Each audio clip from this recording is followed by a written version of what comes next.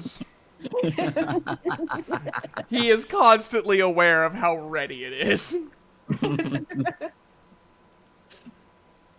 You could say he is the law of equivalent exchange. He is equally as ready as Sullen. Maybe on some days a little more ready. I like Look, how he spent an entire night. I like anyone who is jumping in, whether on the stream itself or the video that gets uploaded to YouTube. That the first thing they hear is Duke knows he's ready. He better know he's ready. He spent a whole night, like, training him on how to be ready. Is that what the kids are calling it? Technically, Sullen did train Duke. He did? Yeah, Solon has a lot of knowledge. And Duke has a lot of experience to attain. He has a lot to learn. I must learn everything about your your soul. Is that what they're calling it? I don't know, man. I'm a bull born out of time. Anyways, hello everyone to session 13, the unlucky session.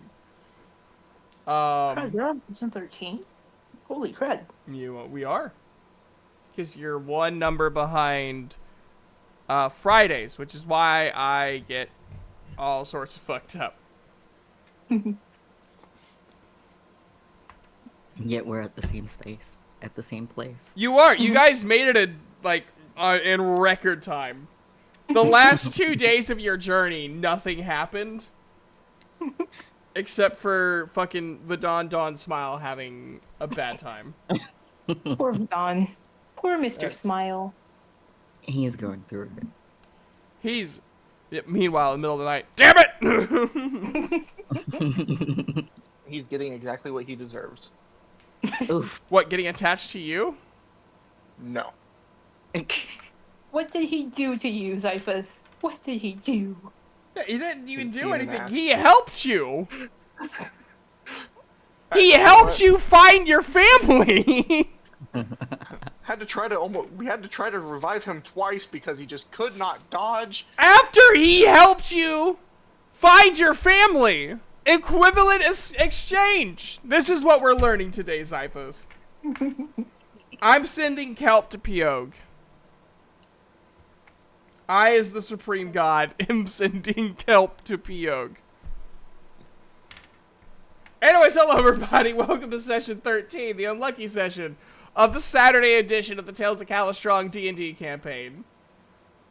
Yay! Yeah, last time, it's been a bit, but last time, you guys made it and Amathea got her first treatment, and she didn't do too good.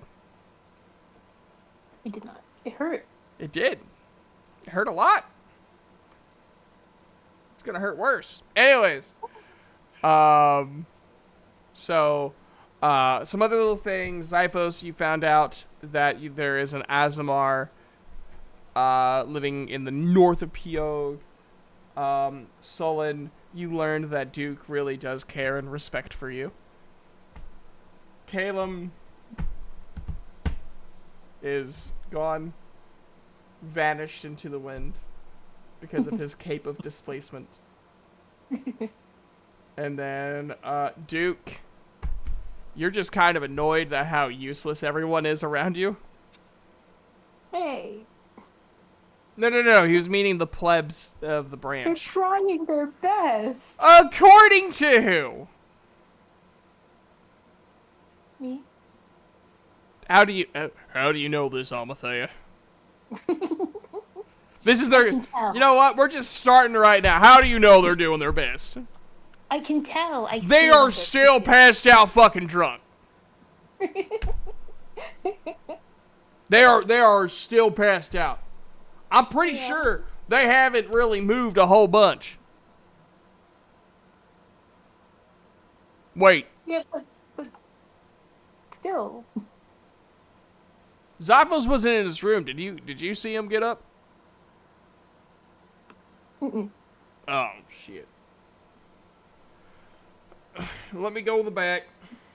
And he walks by, ignores the herring god, the rabbit girl, saying, "Sir, you can't go back there." Yeah. And he just keeps walking, and he just finds Zyphos asleep with a blanket on him.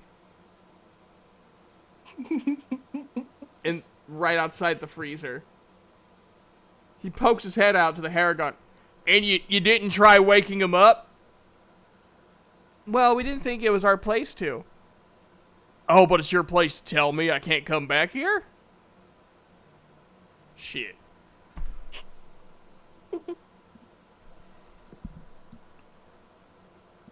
Zyphos hears everything and starts finally waking up.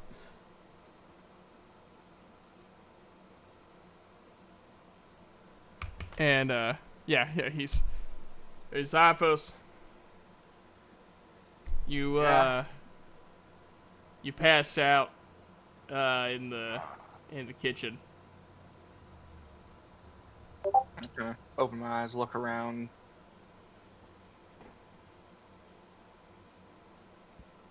So I keep count of all the food here. I think I lost count. You also lost consciousness. It's That not good. happens. What? Hold on. What do you mean that just happens? I was counting food, and it's like counting sheep, right? It helps you fall asleep. I think they just fell asleep. Roll for deception. Nat 20. Are you shitting me? No. Well, then I'm not gonna roll for insight. You know what? Just for the hell of it, let's see what I would have rolled if I rolled for insight. Okay. 2. Actually, yes. I mean, I would have it would have been like a 6. But that is the number that was on the dice. I'm psychic. You're something. Thanks. You're welcome. Look, I'd rather be something than nothing, because as we've learned, nothing brings everything, and there's everything and nothing, and then chaos theory, and it's confusing. So, you guys, as he leads Zyphos out of the of the kitchen, you hear a lot of crashing and shuffling in the office, and you see Caleb come out. "What the hell are you guys? How are you running this place?" I'm like, "Holy shit." And he just looks at the Heron God. "Have you done any sort of organization?" "Not for like 4 years." 4 years?! He just takes a breath and goes, "Guys, I'm gonna be organizing their records. I'm not touching the mission stack. But I am touching everything else and making sure that this inn can be ran in perfect order like the rest of the guild." And then just goes right in and closes the door. Man's efficient. Maniac sent me a message saying shit came up tonight, so I came up with a reason why Caleb's not with you guys.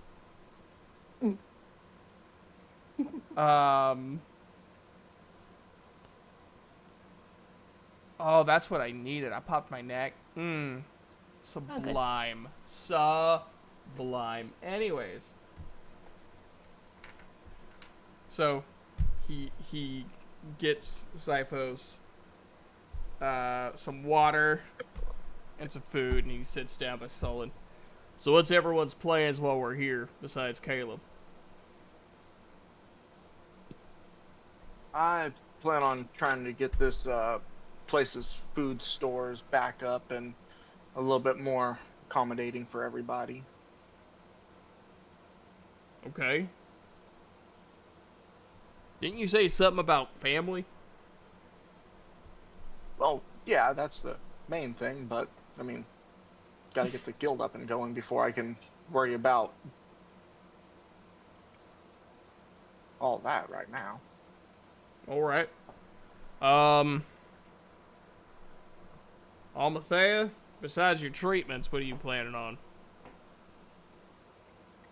And you'll see Amathea, she has this whole time had like her little blanket that Duke gave her like forever ago wrapped around her shoulders. Because she's been a little chilly and she has been very sleepy.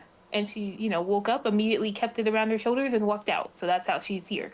But you will see her with her little blanket over her shoulders. But she's also carrying like 3 pieces of paper that are like bigger than she is. And she's like trying to walk over to the table, but she can't see them because the papers are too big. But you see her behind the paper, and she's just like, I found mission papers. Yeah, did you had to fly to go to the top of the stack? 'Cause that thing's taller than you. Maybe. Which is why she's walking, by the way. She's tired from the short amount of flight needed to reach the stack of papers. You're not handling your treatments too well, are you? It's been like a treatment. Well, I'm just It saying. made me tired. Don't have to deal with this shit with Friday's party. No. No, but she will In that universe, I'm a little curly-haired wizard boy. but she will walk over towards the direction of Duke's voice, and then she ends up running into his leg with the papers, and she's like, ah, He ow. picks up the papers. He's like, how much you want to bet these missions aren't even organized by date? Some of these are probably expired. And then she will take one of the papers that she left on the floor, and she'll sit on it and look at it really closely. This one says it was 3 years ago. He just looks at the rabbit girl. What have you been doing? Like, what is this? What have you guys been? He just like pinches between like the upper ridge of his nose.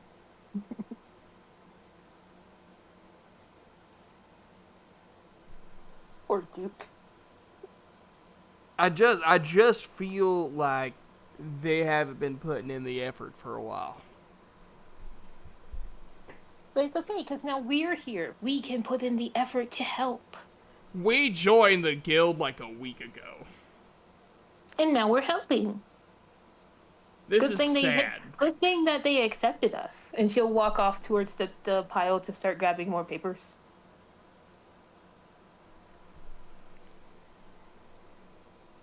Sullen, what's your plans? I don't know. I'll walk around the city and then I'll decide. Okay. He looks at all of the passed out patrons. Well, it cracks his knuckles. I know what I'm doing. And he gets up and starts walking over towards the nearest passed out drunk member of the guild. Alright, Sleeping Beauty, get the fuck up! He picks up the guy and just hoists him up by the back of his shirt collar. Walks over to the next one, lifts him up by the shirt collar, and just starts dragging them and tossing them outside. We're gonna have ourselves a training day. On his third trip in, everyone will hear a bunch of papers rustle and a ah, and you will look over and you will see all of the papers that were in a stack have now turned into a small mound. Roll a dexterity saving throw to see if she avoided the avalanche. Let's see here. I'm gonna say the DC is, I don't know, I'll be nice and say like 12. That's a pity. I rolled an 8. So Let me see you what my wait. take. I forgot my dexterity, right? Yep. So that was a 7. You slow ass -1. fairy. So you take 3 points of bludgeoning damage. Because it's a lot of paper. It was a lot of paper. It's and for her it's heavy. This is gonna be an interesting, mundane session of the campaign. We're all doing office tasks.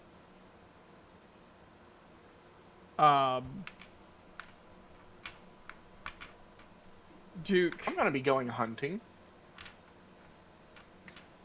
That's true. That's true. You're doing something fun, hunting. Mm-hmm.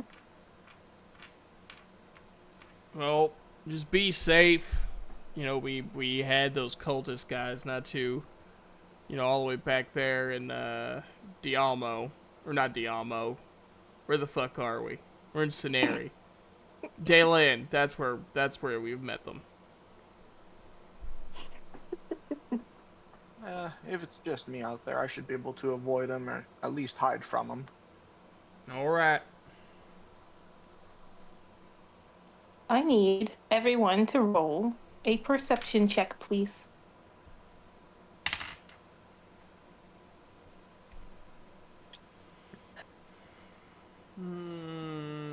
I rolled a 16. Mm-hmm. I got Rolled a 19. 14. Cool. So, everyone except for Zyphus notices Almathea climb into Solin's pocket. Oh. She has decided to just climb into Solin's pocket. Solon notices and he just stares at his pocket that has Amothea inside, and then he just like scratches his like growing beard because he hasn't really like had a moment to shave, and he's just like not really sure what to Me do, neither. but he shrugs. He gets up, looks at like Dirk doing his thing, and he kind of just like looks around and goes, "I'm just gonna go take a walk," and leaves. Alright. And before he leaves, he just goes, be safe. And he looks at Zyphos. Both of you. And he looks at Almathea and then at the avalanched papers. I'll handle that too. She'll silently give him a wave because she is trying to be sneaky, even though the other two, except for Zyphus, everyone's seen her. But she's pretending that she's succeeding at being sneaky, so she'll silently wave out of the pocket and then duck into the pocket. He like glances at the pocket and just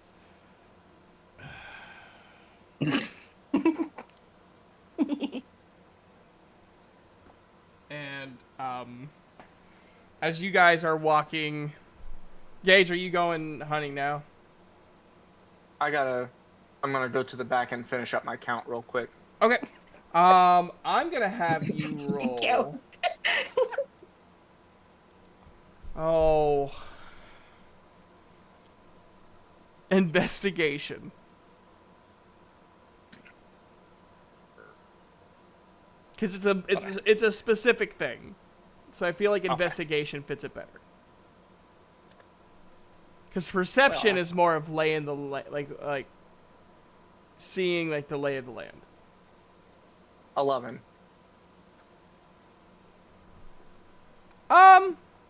A few counts might be wrong, but for the most part, you probably got it pretty accurate. Okay. I had It'd like be the funny if, DC like- set to 15, so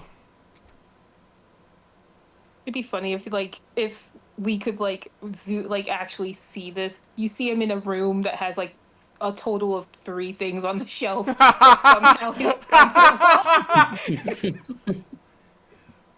there should be more. So I'll write down more.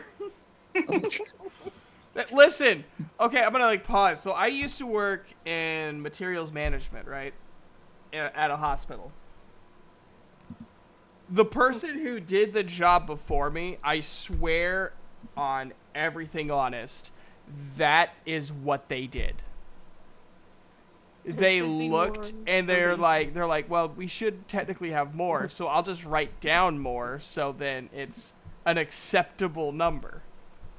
Not an accurate one, but an acceptable one. Because, you know, I'm so hospital supplies, not important. We can fudge numbers. Oh my god, it was so bad. There was stuff in there when we were cleaning it out. There was stuff in there that was older than my parents' marriage, Oh, jeez. which That's not is at the time, what that was 2021. We're in 2026. At the time, that was 31 years. Ugh. So, you know, we all want a 31-year-old catheter going up our urethra. Ugh. Yeah. It was like yellowed. Yeah, no, I can Ew. imagine. And it was just sitting there, and I'm like, I looked at my boss and I went, I'm throwing this away. And he's like, well, just make a count of it. I'm like, dude, it's older than it's older than me. Mm-hmm. Ugh. Ugh. Oh, we could have been sued for so many things that I found in that storeroom before we cleaned it all out. Mm-hmm. And even sometimes a little after, just because there was just so much stuff that we're like, well, we'll get like the bulk of it, and then when we do inventory that following April, we'll get the rest. But man, it was bad. Anyways, probably a lot of the things, Gage, that like you missed, like that you may have miscounted, like the small things that like it's a little bit harder to count individually. How many sesame seeds are in on this bun? Okay, we don't what. You know, Amathea, instead of being in Solon's pocket, how about you pick up your damn papers? No, I'm in the pocket. You don't know I'm here. So anyways, so yeah, Gage, you put the new count, at this little like, desk in the kitchen, like an office desk, in the corner of the kitchen, and you go back into your room. I imagine you'll take a small shower, get yourself kind of freshened up a little bit, ready for the day. 17,000 push-ups. 4 dozen No. eggs. Not that many. Only 3. Only 3 dozen. No, Okay. 3,000 push-ups. Oh, 3,000 3,000 push-ups. Gotcha.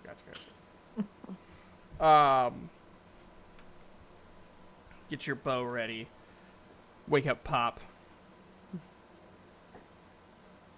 Pop just like looks up from his like little area. He goes, Come on, we're gonna go get some food.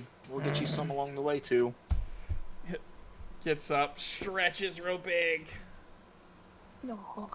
and patters right behind you. As you walk out, you see, Solon getting ready, and Duke getting the last, which was the human with the 3 teeth, the last drunk, adventure out, and summoning his warhammer. And they're all like, what the fuck?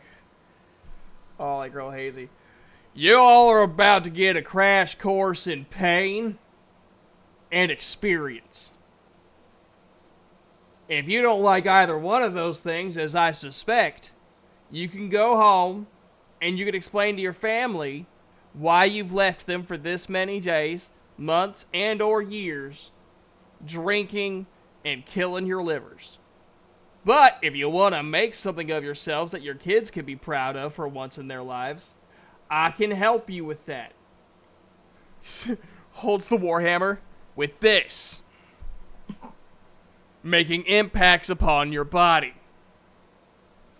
He looks over at Sullen and Zyphos. You see, those two, at least in terms of adventuring, they got their shit together.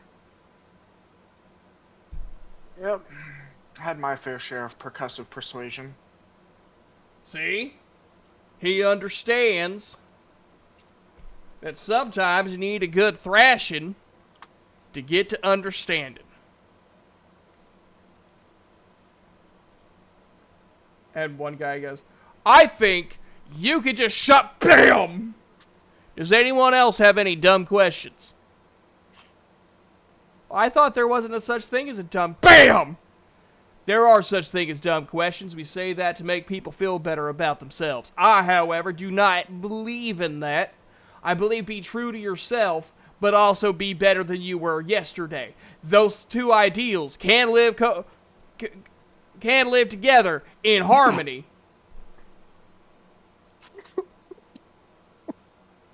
Solon, why is your pocket laughing? Solon just coughs and goes, so that was me. Almathea will cover her mouth.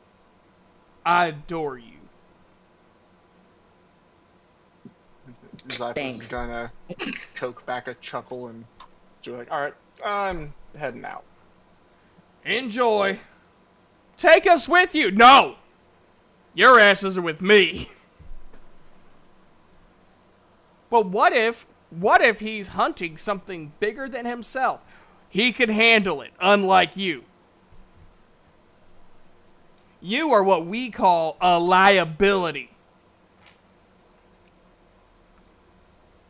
I've never been more insulted in my life. Good.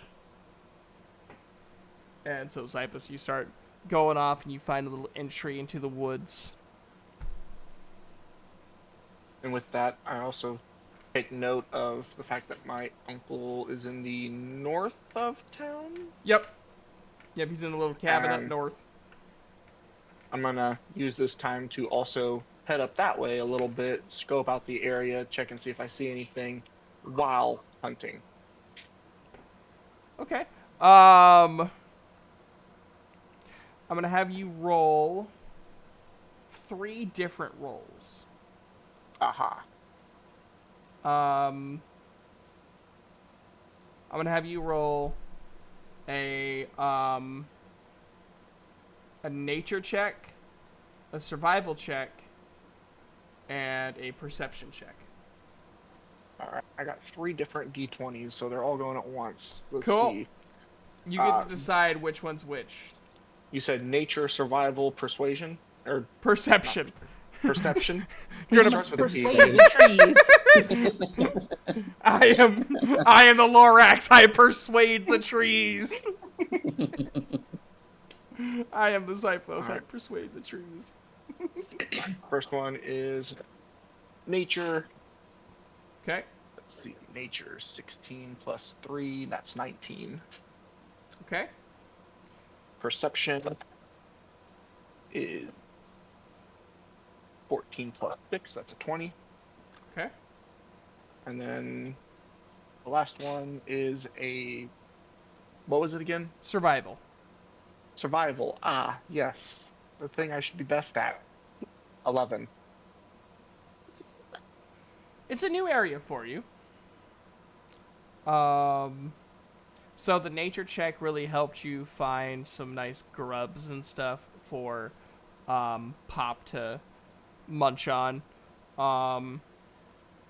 You do find a nice big deer that you were able to take down. But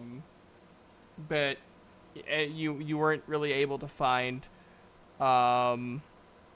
much else. That was the survival check, was whether or not you found found and took out any animals. So you did get a deer.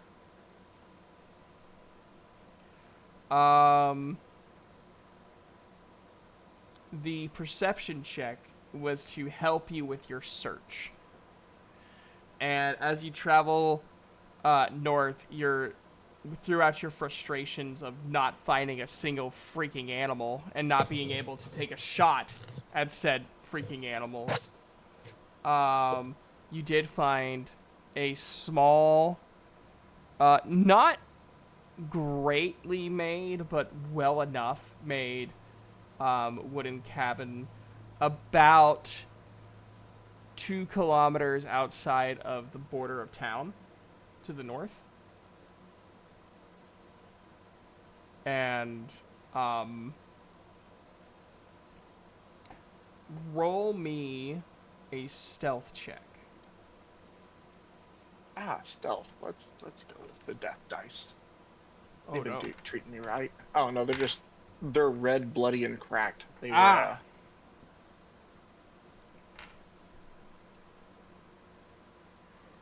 stealth. That's a lovely one. 11.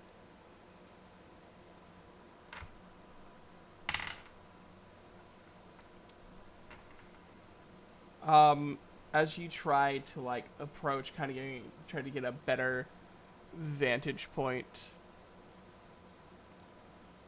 of the cabin, you hear a twig snap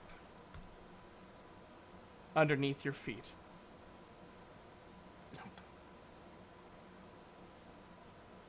And then, as you try to move backwards, you grab a hold of a tree. The tree falls, creating a lot more noise and sliding down the hill that you were on, hitting other trees on its way down. I rolled a nat 20, by the way. Oh no. So you see a man with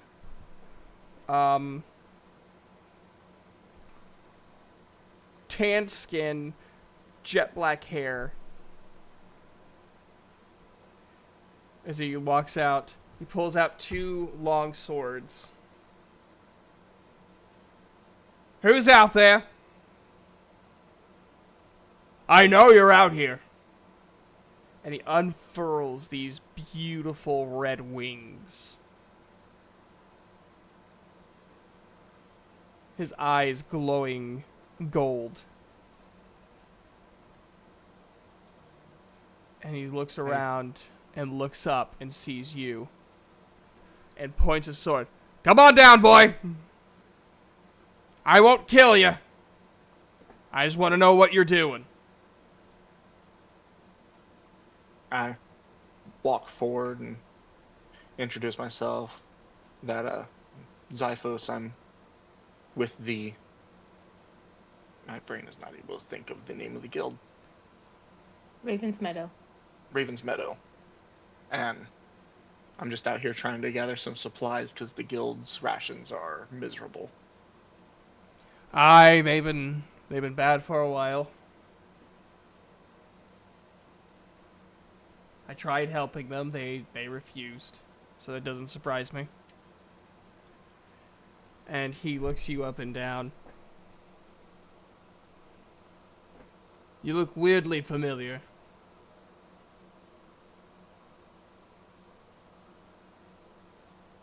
I also have to admit that I was also looking for someone out here named Azazel.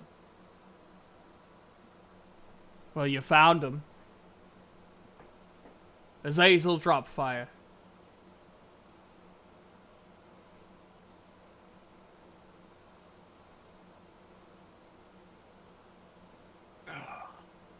Well, I was told you may have some information about my mother. And who's your mother?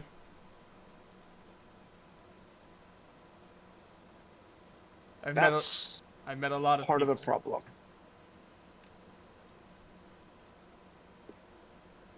I haven't been told much about her.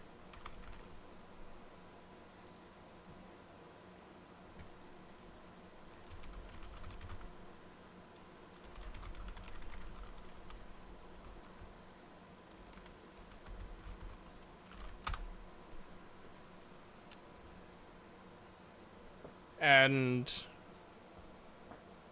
how would I possibly know your mother?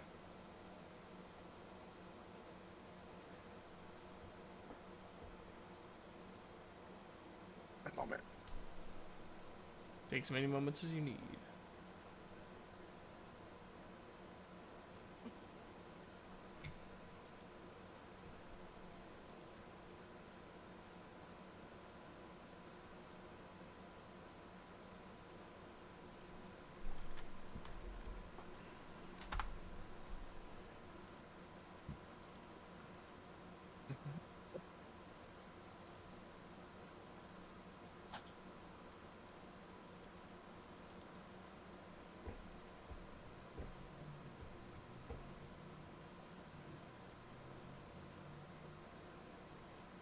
I can't find the information. It's fine. We can come up with names later.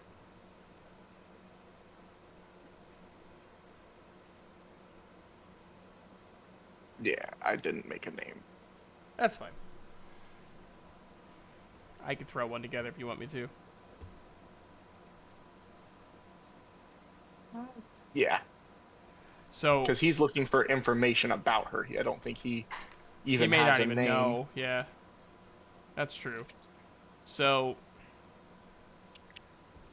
how would I know your mother? Ah, that's what I'm trying to find out as well. Am is she like? Are we like a relative or like how? I guess what I'm saying is, if you want me to help you, you gotta give me even the smallest bit of information.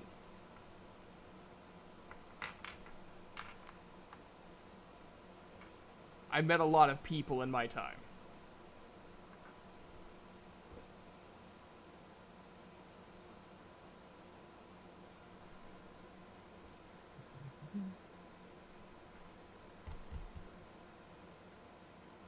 Now, from what I know, she met my father, and she ran from the wars in Kalash after they met at the Festival of the Hero. I go through, I reach down, I pull out the silver pendant I have, and this is the only thing I have left of her. Roll an insight check.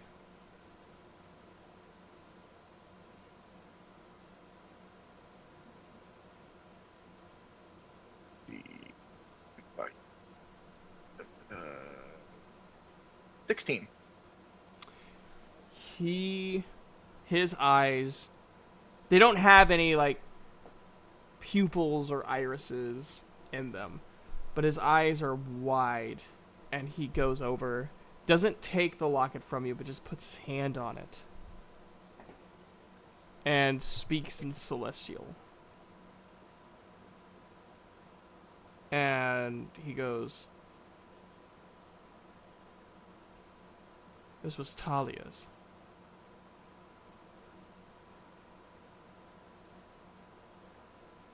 And he looks at you. "Are you sure this was from your mother?" Yes, this is the only thing my father had left of her after she fled, shortly after I was born. "Then you are my nephew."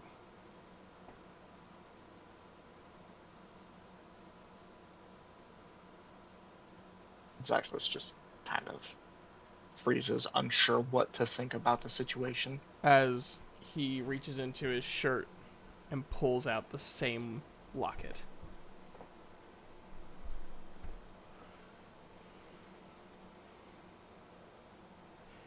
"Your mother and I are twins."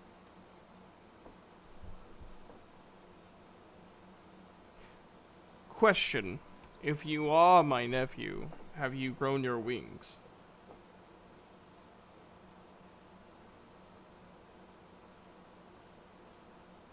Grown my wings? What do you mean? "Come follow me." I'm just kind of follow him. Yep. And he leads you to through the woods. You guys walk for a good 20 minutes.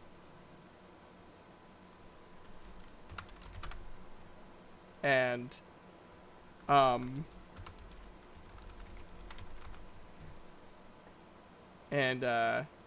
he takes you to this beautiful cliffside.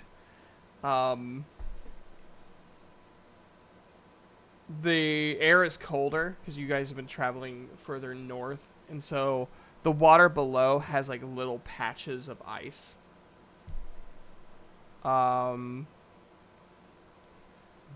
This is where a lot of our Aasimar that are born in this realm come in to gain their wings. It's a ritual.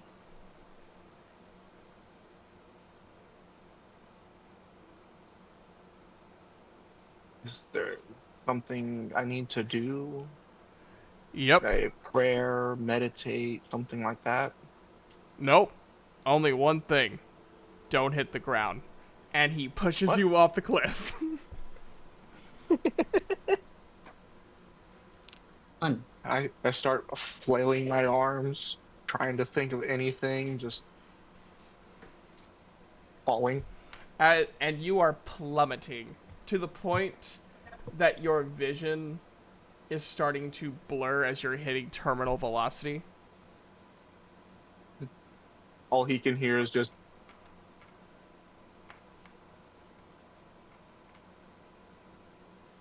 Pretty much. What you're doing right now, that's what he's hearing. Just loud, rushing of wind as you're just plummeting closer and closer to the sea below. And as you just are about to like make impact, you feel like a tug on your back, and your armor feels like it's opening up, and two wings just burst from you, and you just feel yourself like barely touch the ground as you fly back into the air. I go through and fly up, kind of do a circle, and just have a small panic attack at the fact that I didn't just die. You look over where Azazel is standing, and you see Pop like biting his leg. Azazel's not paying attention to Pop like knobbling in his leg. He just goes, "Good work, you didn't die," and holds up a thumbs up. I start flying back towards him, two middle fingers pointing at him. Yeah! Well, you didn't die. Get back over there, land next to him. A warning would have been appreciated. Well, I did tell you, don't hit the ground.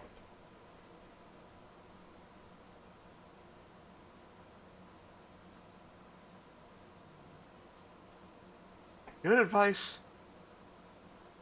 but not helpful. Your wings are different than your mother's. In what way are they different? I kind of finally stop and take a look back at them, and I see the silvery gleam of the wings with red tips at the end of the feathers.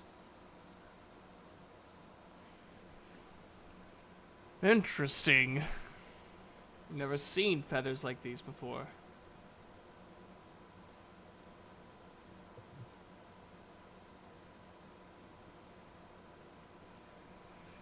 See, our wings, and he like unfurls his, often show our rank and what our purpose is as Aasimar.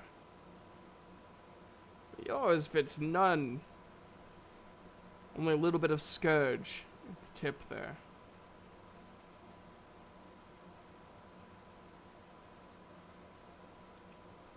Are there no other ASMR with wings like this? Not that I have seen. Usually we're Hmm. relatively uniform in color in terms of our wings. Never seen dual-colored wings. I would expect nothing less from my sister.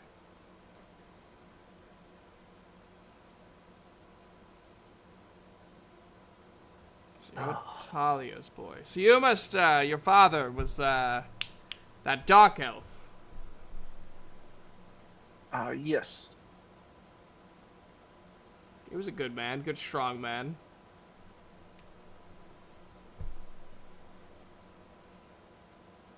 Did he raise you well? I believe so. He taught me how to survive in the woods and taught me that most people can be not the greatest. That could be true. But I would say most people are pretty alright.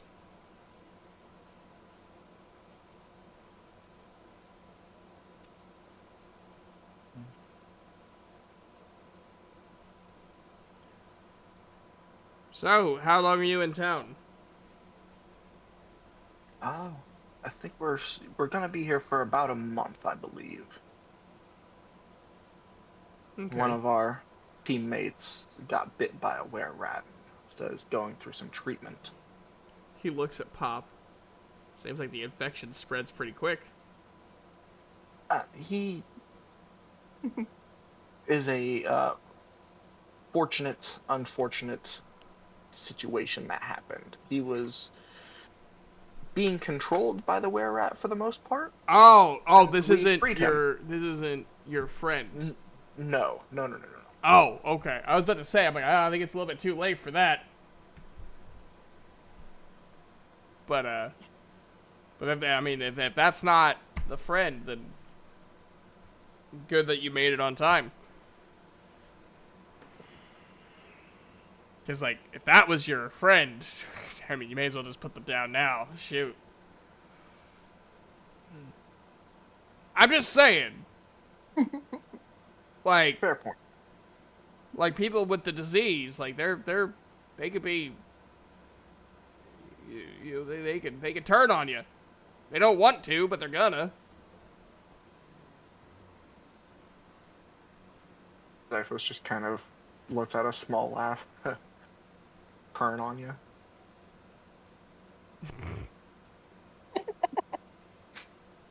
Fuck off.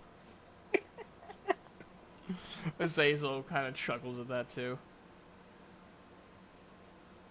Well, like I said, I mean, I live right outside here. You can visit anytime. Is there anything I can Okay. do for you? Like, Ah, I wouldn't mind hearing some more about her whenever you have time to talk. As I said, initially I was told she died during childbirth, but as my father was dying, he let me know that she was alive and she fled due to some circumstances about my birth and to keep us safe. ah. And he looks at your wings once more. Interesting. Anyways, I can confirm your mother is alive. She is not in this realm currently. She is handling some business in the Rings of Punishment. No, she's not a resident there or a punished there, but she is handling some inter-realm quarrels. And those can take decades.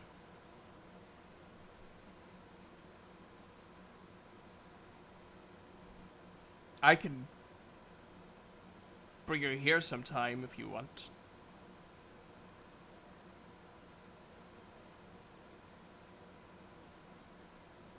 I would like that. It may be a bit. It's not a speedy process. That's fine. Zyphos looks around for a moment and goes, "Do you remember where I put the deer I got?" He looks up the hill. You may want to hurry. Zyphos looks up and goes, "Shit," and takes off after. Yeah, as you hear the distant howling of wolves starting to like gather around the corpse. Can I take out the wolves? They might make decent meat. Sure. Let me roll to see how many there are. Yay. Well, apparently it's a lone wolf. I rolled 1.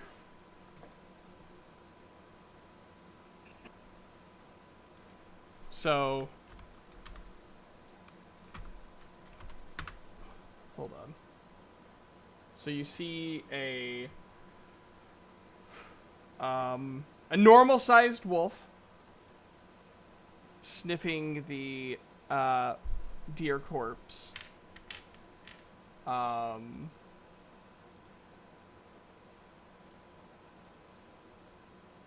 Roll for initiative. Woohoo! Ooh, the wolf got 19. Oh yeah, the wolf goes first. Maybe. Hold up, let me double check this.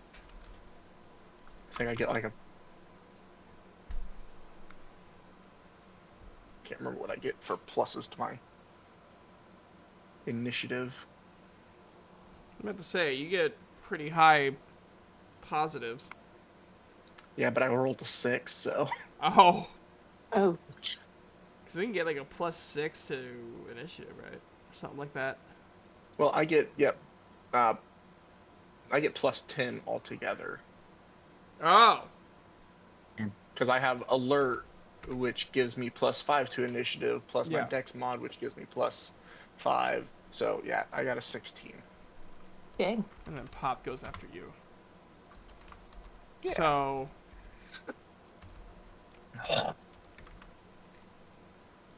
all right, here we go. The wolf sees you and immediately goes after you, seeing you as the bigger threat. And charges with a bite attack. That is a 15. Nope. So it goes up, and you just like backstep back. And it's just growling at you, and that'll be the end of its turn. All right. I draw my bow, or probably had my bow ready as I was coming up, hearing the wolves. Yep. Wolf. Yeah. And so I'll go ahead and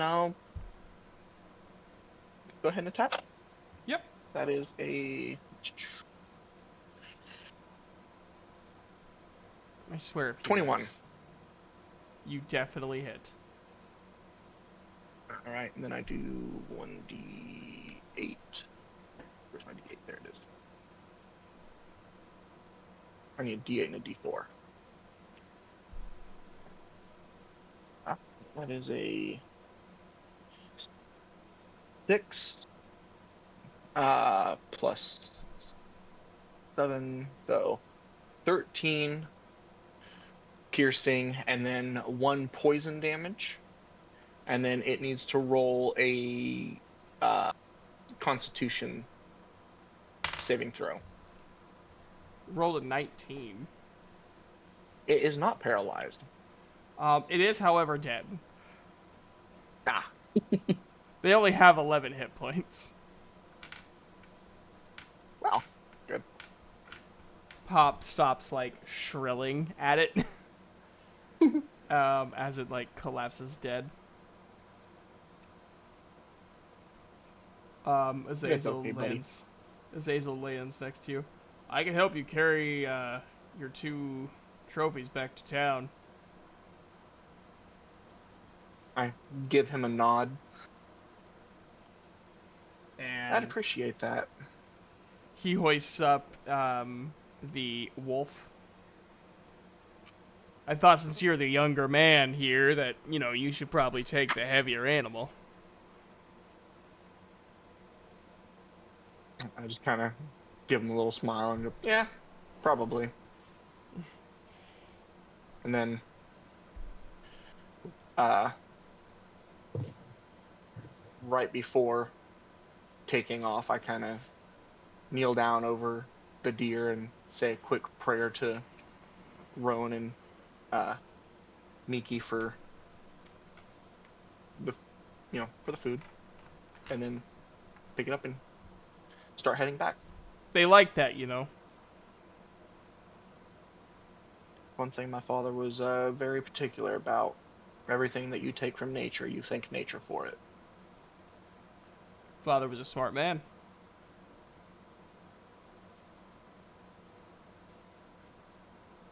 And he starts walking. Yeah, your mother always liked dealing with Miki and Rowan the most whenever we had to deal with the gods.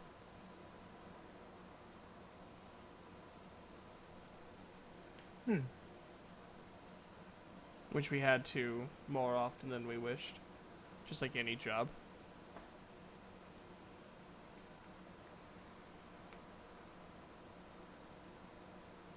I noticed you use 2 swords. Is that a common thing among you guys? It is not uncommon. We all feel an affinity, just like any being, for certain weaponry or tactics. He's like, I like fighting everyone at once, so I chose 2 swords. Your mother loved fighting with a bow and 2 short swords.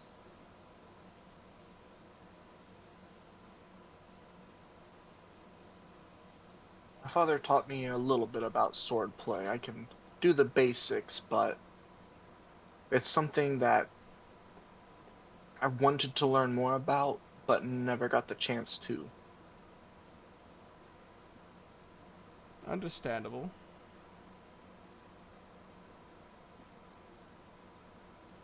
I could teach you.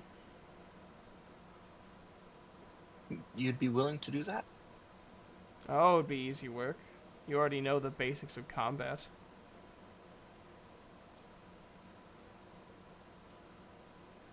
And if your father gave you at least a foundation in swordplay, I can build on that.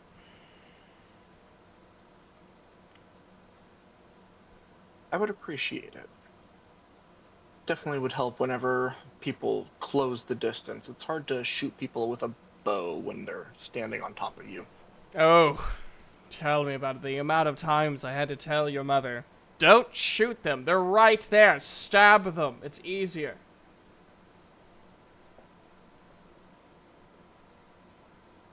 Yeah. Something tells me archery from the sky would be a fairly decent thing to do, though. Your mother always liked it the hard way.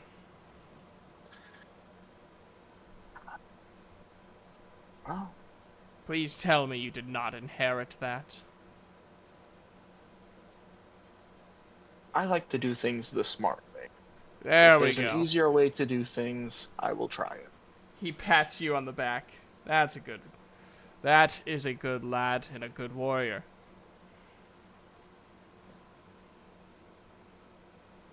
Kind of go quiet for a moment because the first reassuring thing he's really been told by someone of a parental figure in a long time. You know, you look like your mother.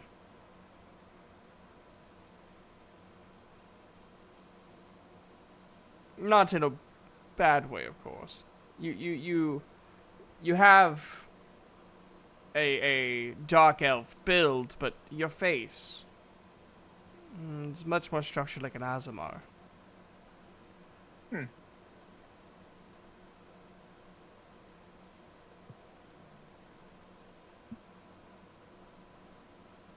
Thank you. I think. I think your mother will be very proud of you when she sees you. I hope so. Now, Mm. tell me about some of your journeys. Well, I made the trip from where I was to the Festival of the Hero, where everything went south. Mm-hmm. Got raided, attacked by bandits, then joined the guild, got there, started our adventures with a group of people that joined. After a few incidents and odd things, we ended up here. Mm-hmm. You haven't seen anybody cloaked in red, correct? Are you talking about the cultists? Ah, so you have met them. Nasty bunch. Yeah, ran into them on the way here. We took out a section leader, and the rest of them just kind of ran away. They don't seem like they'd be that big of a threat if it came down to it with how those were. Anything with enough numbers is a threat.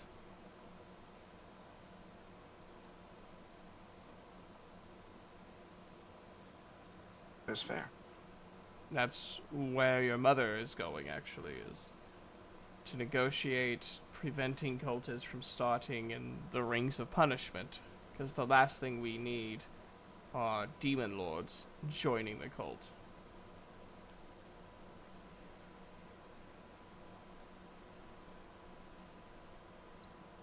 They said they were heading this way and would be here around the within a month and a half time frame. Shit. Well, Are they that big of a threat? right now, no. But they're growing exponentially. And they have some very influential people in their ranks, from if news is right.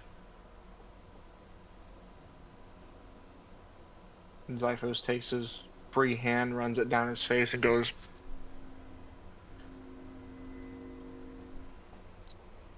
looks like we got a lot of work ahead of us then. Good thing, and he pats him on the back again one more time. You have me now. I can help you, I can help prepare you, your party. The Adventurers Guild, I'm sorry to say, I'm going to leave to you.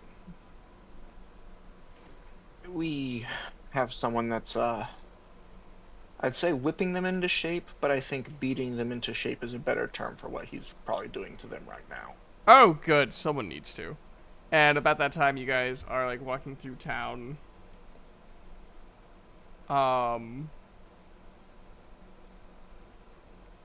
Everyone's staring at your guys' wings. And he goes, oh, also, if you think about your wings, like, disappearing, they do retract. Zyphos thinks about it for a second and then just feels a bit of, a little bit more lightness come from his back. You just fade right into your body. Our wings are made out of celestial energy. They are physical. I mean, you can touch them and all that, but they're produced by the celestial energy that are in our bloodstream.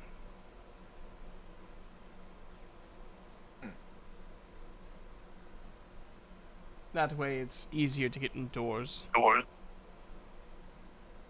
It's very useful. Thank you. Um, I don't have to jump off of another cliff to get him to come back out, though, do I? no. You just think about them popping out. Ah. Good to know. I don't want to do that again. You technically could have done that without jumping off the cliff, but it's a really good jump start.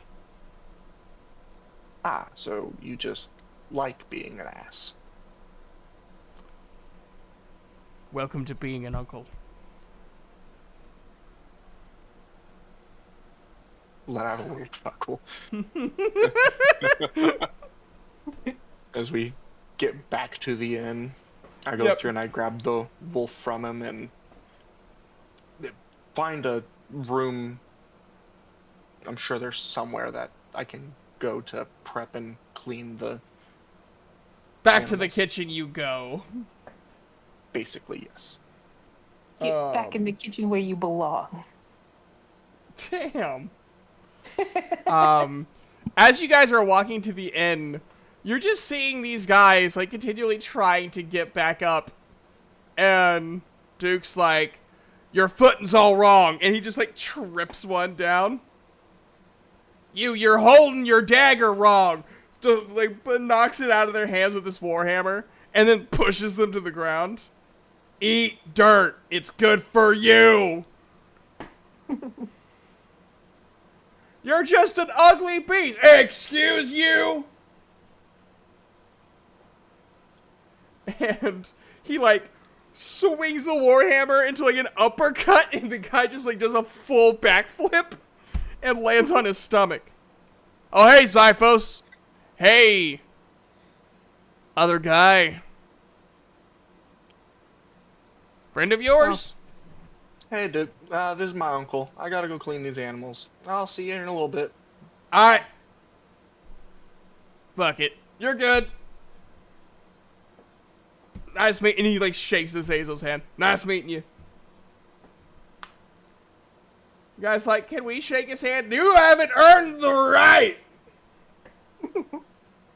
You are nothing but worms. Pathetic worms. Now stand back up so I can knock you back down. Is this really training us? It's teaching you about your place in the world. It's good for you. You hear him screaming at them, muffled as the doors close behind you guys. And you spend the rest of your time with your uncle gutting and prepping the meat. I don't know who sneezed, but bless you. I coughed. Well, That was still a bless cough? you. You're taking a... Listen, I've known the man for over a decade and a half. I have been confusing his coughs and sneezes for that entire time. Oh, So good, I it's not just- just me. I just bless them all, and if I'm right, I'm right. If I'm wrong, I'm wrong. I got your 50% blessing. chance of getting it right. Yeah. Solon Flip and a coin real quick. Almathea. Huh? Just flip a coin real quick to see Yeah. if Gage sneezed or coughed. I just say bless you. I've given up trying to guess. I used to like guess, and now I don't. I just say bless you. Like, it's always good to give a good blessing. Solon and Amathea. You guys left about 10-15 minutes after Zyphos did. And oh, I was looking at the Friday discussion. I'm like, is Astral telling them that I'm just screaming at myself?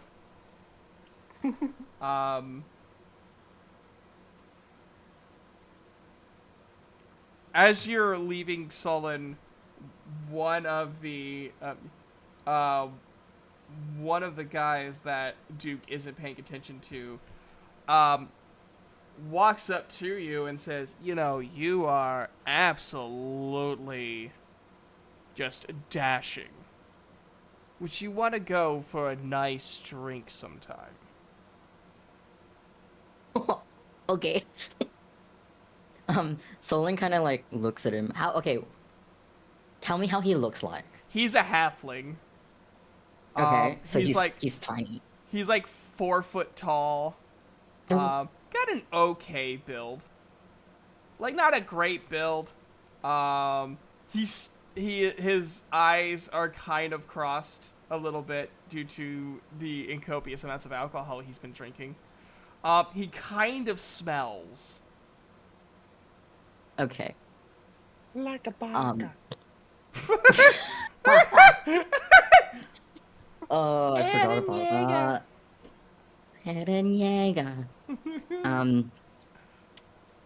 He looks at the halfling and he takes out his warhammer and he goes, "Sure, if you can beat me in a fight."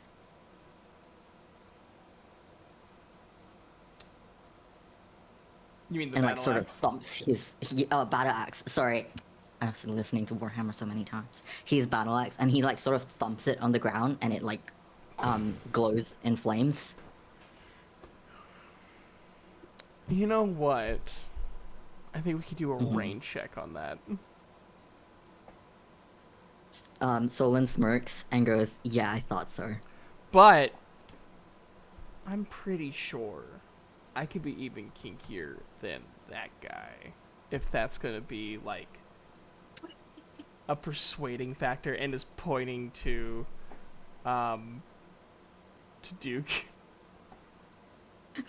Solon like raises his eyebrow, and then he sort of like bends down, like so he's face to face with the halfling, and he goes, "I don't think you understand what kink is," and sort of like puts his finger on his like head and just pushes.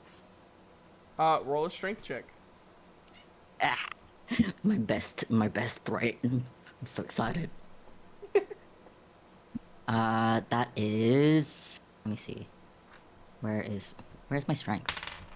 Oh, okay. So that is a 17. And he rolled a very overwhelming 6. And like just by like pushing your finger against his head, he like loses his footing and falls over. Solon sort of sheaths his battle axe and just walks away. Without really like he walks over, like he steps over the halfling and he just walks off towards the like towards Duke, and then he goes, "Hey, that guy just tried to hit on me," and he just walks away towards the city. And from his pocket, you'll see like the tiny eyes of Almathea glaring at this halfling, like, "How dare you?" Duke goes. You just hear Duke as you're walking away. "All right, the rest of you pause. All right, shorty. Stand the hell up, because I'm going to make sure this is the last time you stand again." "What? I didn't do anything. You tried flirting with my man when I have a warhammer. Why the hell would you do that? Your survival instinct is non-existent." And then you just hear the screams of pain. Solon's just smirking the whole time he's walking away. "Please don't drag me back there." "Oh, you're dragging me. I'm dragging you anywhere I want to drag you. What are you going to do, run away? Not with that kneecap." You're going back. "Oh, just wait until the boss gets back. I'm gonna get him to fire you. I don't even know if we have that authority, but you know who I know does it? You."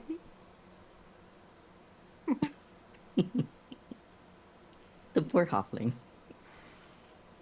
No, he don't know the definition of poor yet. You guys walk out into like the main part of the town. You notice that there's not a lot of, going from Felgarth, who was, a capital building, or a capital building, a capital city, Felgarth is just a building. It's just Singular one building. giant. I mean, there's walls around it, and if you think about it, if it has walls around it, it's a building. Does But it have you a did- ceiling though? Yeah. The sky is our ceiling. It's a philosophical thing. The stars are our blanket. Now that's just stupid, Almathea. Why would you think that? The stars They're not are very also warm. our ceiling. They're way up there. I mean, like, way up there. You can't fly to them. I have. When the hell? Never mind. Says the person who started this.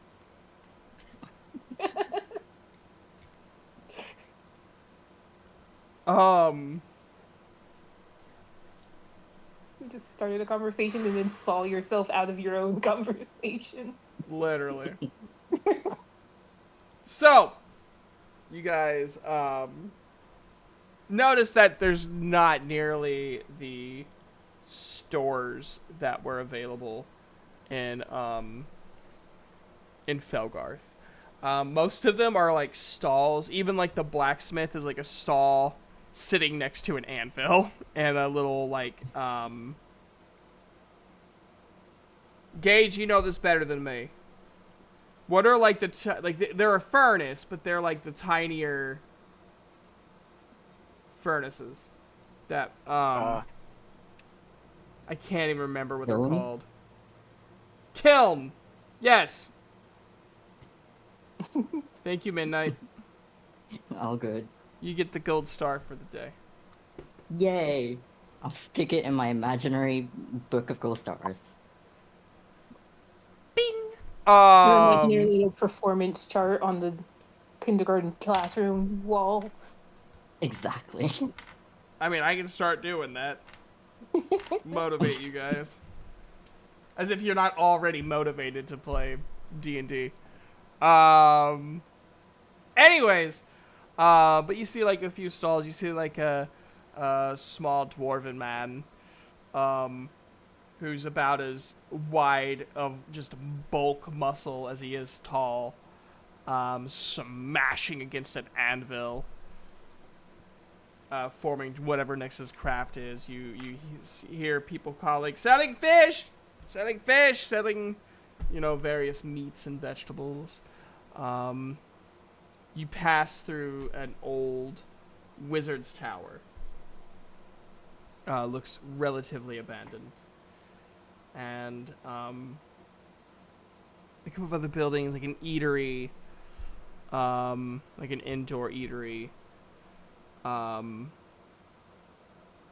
a school, like a couple of schoolhouses. And yeah, wherever you want to go or wherever you want to see, you can head wherever. The schoolhouse. Alrighty. You approach the first schoolhouse. It says Silver Staff Academy.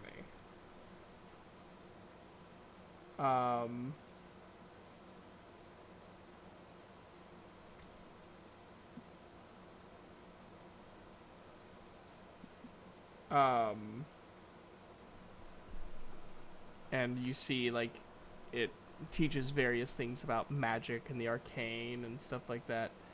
Are you wanting to walk in? No, I think... I don't know. Amathea, what do you do?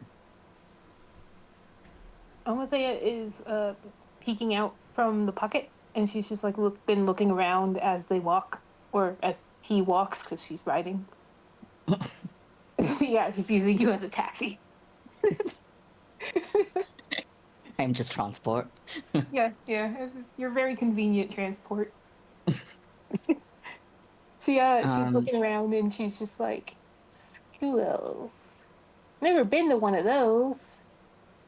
But there's also a wizard tower, and those are kind of cool. And it matches my hat. And then you'll see her like duck into the pocket really quickly and like shuffle around, and then she'll pop back out with one of her gold coins, and she'll hold it up to Solon and be like, "Flip it, and then we can see where we'll go." Solon takes the coin, and he looks at the coin, and he just flips it in the air, and then does the little, the really cool thing where they like smack it against the back of their hand. Oh yeah, like just out of the air, just like bah. I did that once Yeah. so bad that it bruised my hand where the coin was. I had like a perfect circle bruise on the back of my hand. All right, odds you go in, evens you don't. Yes. It is. Are you ready? Mm-hmm. It is odds. We're going to school. School it is. Time to learn, guys. As you walk in, you see, just like a two-way hallway. One, going to the left. The other side, of course, going to the right. And then you see the various pictures of previous headmasters. None of their first names are mentioned. Only their rank, being headmaster, and then you see all sorts of ones. You see like Headmaster Flutnut from Dural, Headmaster Oliven from Dialmo, and just a variety. And you see a half-orc wizard come out. Well, you're a big lad, aren't you? Solon turns around and looks at the guy, and he sort of notices that he's also half orc, and he looks at him and he says, "You're not nearly as big as I expected someone like you would be." I'm sorry to disappoint. My mother was a halfling and my dad was an orc. Solon raises his eyebrows and goes, "A halfling and an orc. That's an interesting combination." I feel like there was a lot of things involved that I don't want to think about. Amalthea will wave from the pocket. Hi. What? What, is there a fairy in your pocket? Solon shrugs and goes, "She just ended up there." It's cozy in here. Ah, you're definitely from Elvain. I can tell by the carefree attitude. Also, I think they spelled those names wrong. Why do you think they spelled them wrong? Because I met a guy named Oliver, and that's not how you spell Oliver. No, that's her last name, Olivin. Oh, so it's supposed to be like that? Yes. Oh. And he will see her slowly just like pull out a little notebook and start scribbling. Not spelled wrong. Is a name. Got it. Indeed. What brings you into this school? I would definitely remember if you were one of my students. Both Solon of you. shrugs and Solon shrugs and goes, "Just wondering." Ah, okay. That's perfectly fine.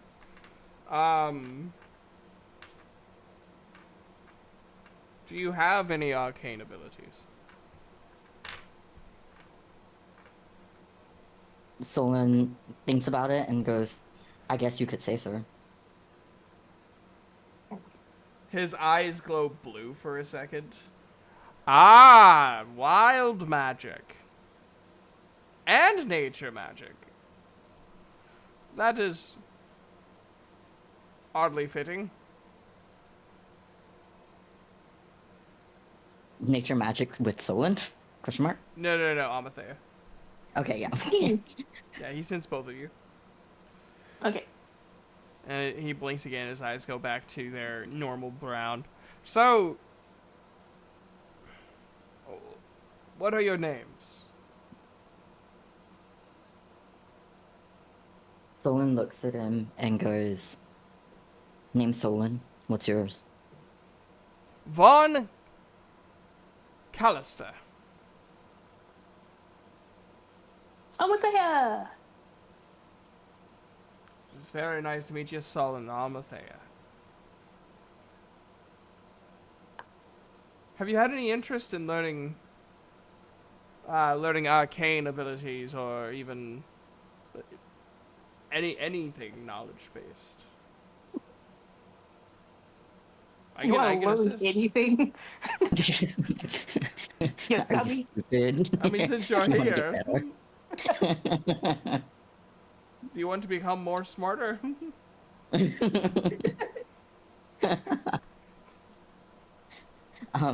Solon looks at Almathea because he knows that she would most likely say yes, and he shrugs and he goes, "Sure, I guess."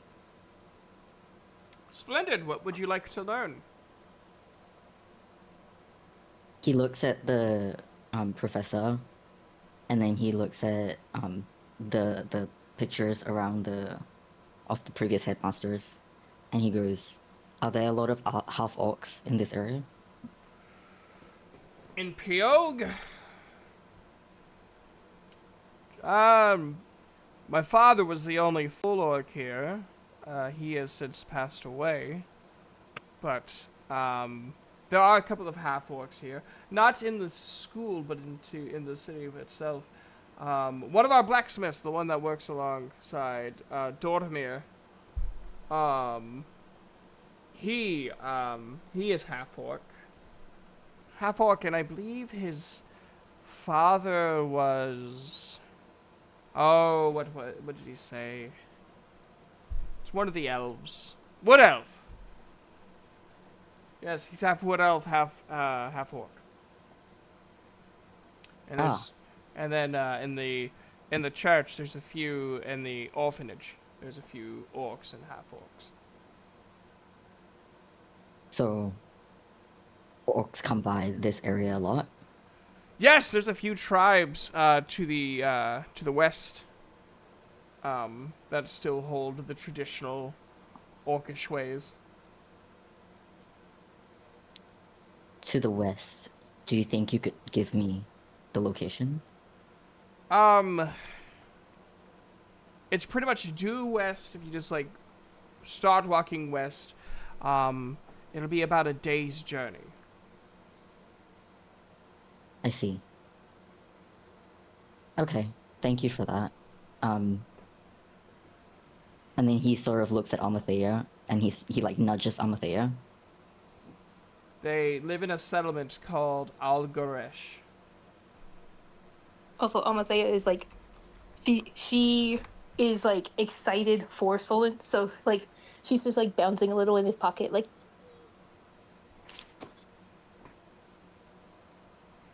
I would be careful though. Our Why? kind, well, our kind are very battle hardy. It's them and the shifters, believe in battling is honor. As it should be. Someone was raised by the orc parents?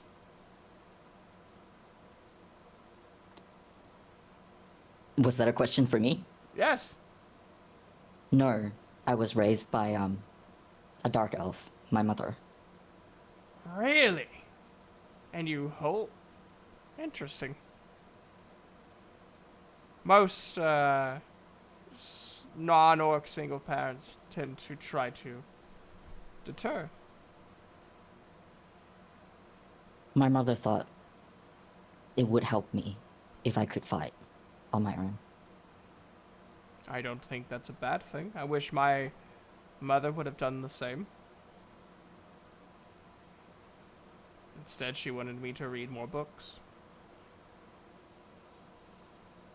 But Solon looks at the... But, yes. being a wizard isn't all bad.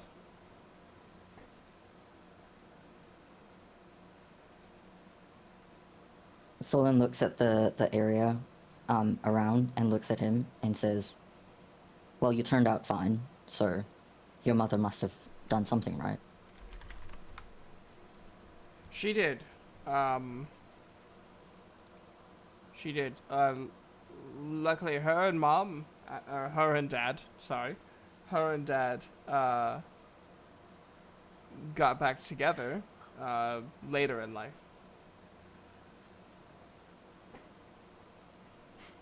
Ah, so your parents loved each other. It took a few years.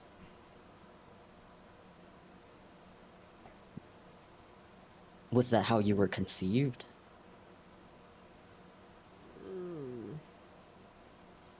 Complicated answer. So out of character, yeah, it took years of banging to produce such child. After years of fucking and sucking, I said yes. Like, holy crap. Anyway, back in character, sorry. um,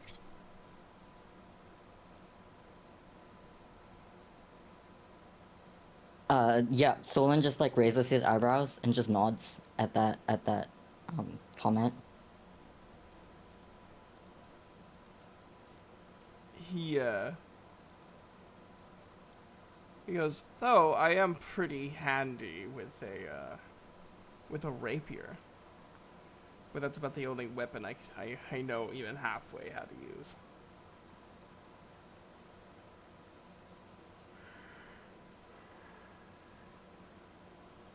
I didn't catch the last part you said, sorry. I said that's the only weapon he knows how to use is a rapier.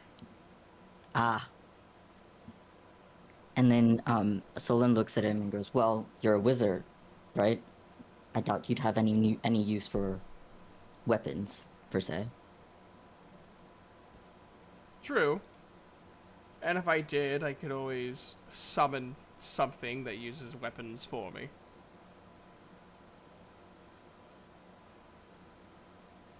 I've summoned something once, unintentionally, of course. Wild magic It was, does tend to do that. Yes, it was an interesting creature, though I do not know what it is called.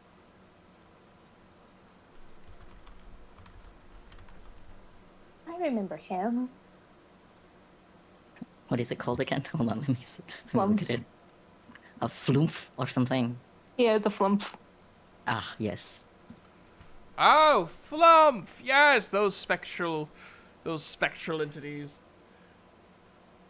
They're friends of orcs. I wrote it in my notes. So they are. Both of you roll insight. Hold on, where's my dice roller? Okay, there we go. Nat 20. I got a 6. You are still absorbing a lot of the information about your kind and all that.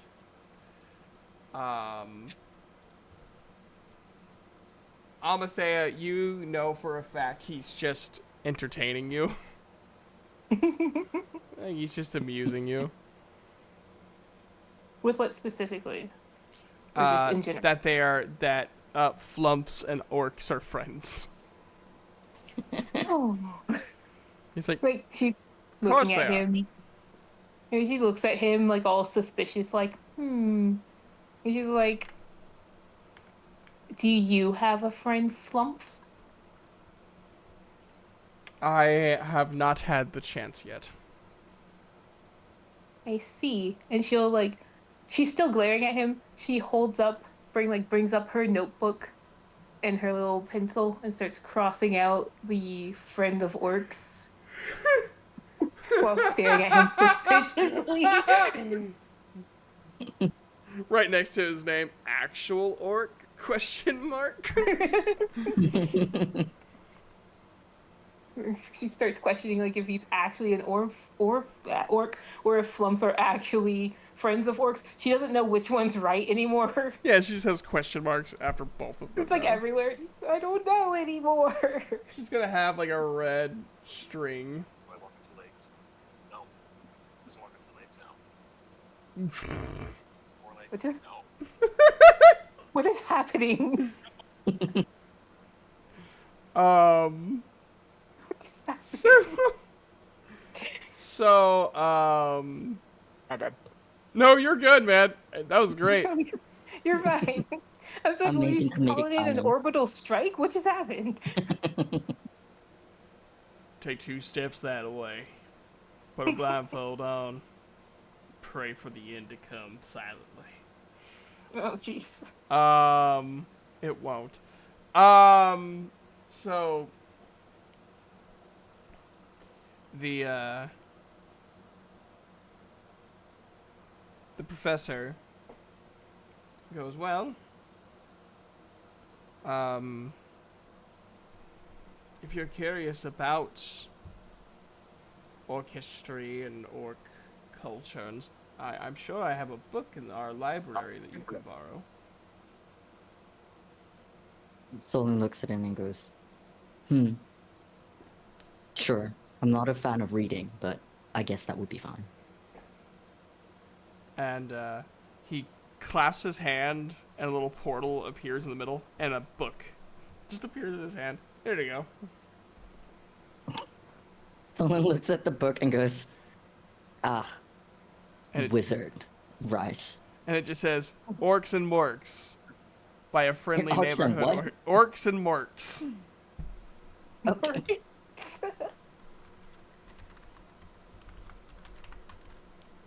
Solon takes the book and then looks at the wizard and just like raises the book in thanks and goes, Do I need to return this to you No, urgently? take your time. You can have it. Great. Oh. We have Great. Morks copies in the back.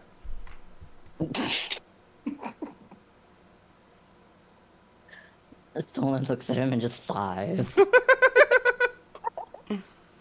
Almothea will giggle at that. She'll give him a giggle. He is extremely proud, and he's going to be riding the high of her giggle for at least 30 years. I can He just goes- picturing this guy like 20 years from now. He's like, I once told this joke, and he tells them about the orcs and morks. Everyone's looking. He's like, I made a fairy giggle at that one once. I tell you what, I made an Elvain fairy giggle. You met a fairy from the Elvain? I met a fairy from the Elvain. I was And there. made her laugh. I was there. In the hallway. Telling this epic tale when he was just at school. Yeah. I just like checked out because he felt like someone enter into the school like, I don't know this person. Yeah, but it's this grand adventure. I sensed a strange magic about me. So I stepped out into the hallway cautiously, looking both ways to make sure that I didn't get ambushed. The whole time it was just Solon and Almathea. He's just staring at pictures of the headmaster. Now, I will say, because this is a school for students, other than the library, everything else is sort of off limits. The library, and he points to the others in the hallway. The library's right there. You turn, and it's the first door on the right.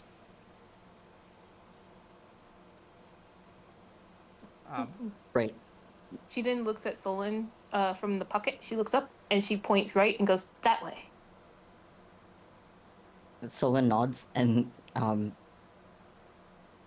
at both Amathea and then at the wizard, he goes, "Guess I'll go get reading," and then walks towards the where Amathea pointed. You guys roughly find your way to the library, and you begin reading. And I am going to I do have to. I just real quick have a question. What's up? Can Solon read? Did we ever Depends on the establish that? language. He Okay, he cool. he can read Common and he can read Elvish, though not fluent, not like really well, but he can read a bit of it. But he can't Okay. read all. Yeah. Cool. It is in common. You could immediately. Perfect. I'm gonna have you roll. What's a good thing to roll? A die would be preferable. I will throw you in front of a bus. I'm gonna have you roll an intelligence check. I knew that was coming. My intelligence is real low, bro. No, it's not. It's a +0. It's average. I rolled a nat 20. Due to your passion and your interest in the subject of learning about your culture, you just get sucked into the book, and I don't know what Almathea does for the time that you're reading, but He's exploring. you're just He like just crawled out of the pocket. you are just like, I mean, you've never sped read before. You've barely read before. But like learning about your culture and some of their practices, their various ceremonies and honor, and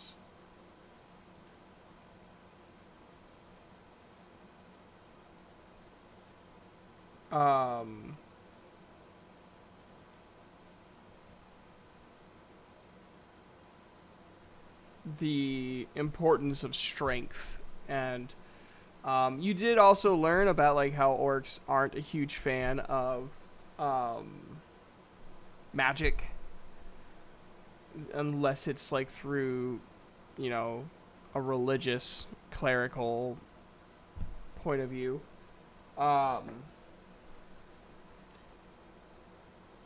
And you learned that, like, you know, orcish tribes are kind of spread very thin throughout, as they've even though they still hold, a lot of orcs hold to that traditional viewpoint, a lot of them have slowly became less isolationists and have accepted more people into their like the non-orc kind. And in the back, there is a place where you can learn Orcish. Amazing. Solon is both excited and also very conflicted because growing up, all his mother told him about orcs and all he's have ever heard about orcs were very negative things. And so he expected there to be a lot of negative things that he would not like about after he read the book. But learning about him made him feel very conflicted about liking some of the things, but also feeling a little conflicted because he feels like he's betraying his mother by searching out these information and actually enjoying the information. But he sees the Orcish and he's very excited and he tries to learn it.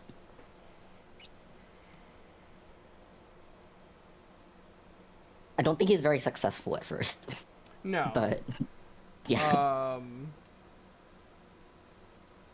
I think he's like grasping like hello and goodbye. Yeah, sounds about right. Because a lot of that nat 20 went to like the speed reading. Mm-hmm. And so like the remaining Fair. little bit of mental stamina he had left went to hello and goodbye. Better than nothing. And I'm gonna time skip to after you guys are done at the library. You guys are back at the inn. Duke is still training these fuckers. Not as many of them. Some of them have gone inside, And as Duke turns around and goes to wave at Sullen, somebody comes up behind him with a chair and just breaks it over his head. And he actually does, like, Oh. stumble forward a little bit. Oh no. Solon gets very like shaken, like he's like shocked, and he turns to look at the person who did that. They're holding, like, the shattered remains of the chair. And they look at Sullen and they're like, oh, shit. Solon walks up to them and just picks them up and just flings them across the room. And they just, like, collapse, like, knocked out. Oh. And then Solon just like, that's it. That's all it took. I didn't stumble. I just took a step forward. Mm-hmm. Sure, big guy. Will you take my breath away? Someone's pocket, you'll hear a aww. Solon up, sort of just like rolls his eyes, pats Duke on the back, and goes, "If that makes you feel better." Well, of course it does. As he's bleeding, blood is starting to, like, trail down.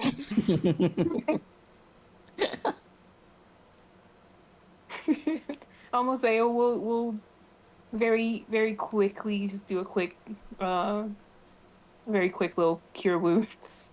Heal his little bleeding head. He's little boo boo.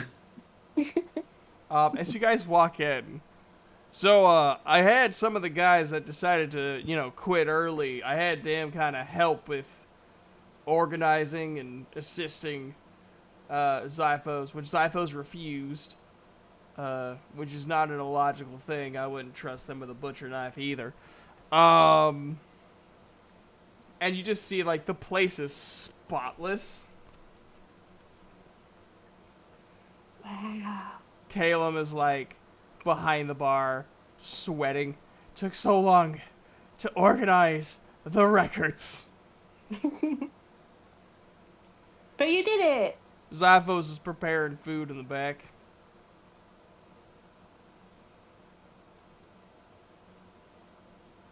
Solon looks around and goes, "So when's? Is it morning or?" It's getting it- into the evening. Okay. So he looks around and he goes, "So when's dinner?"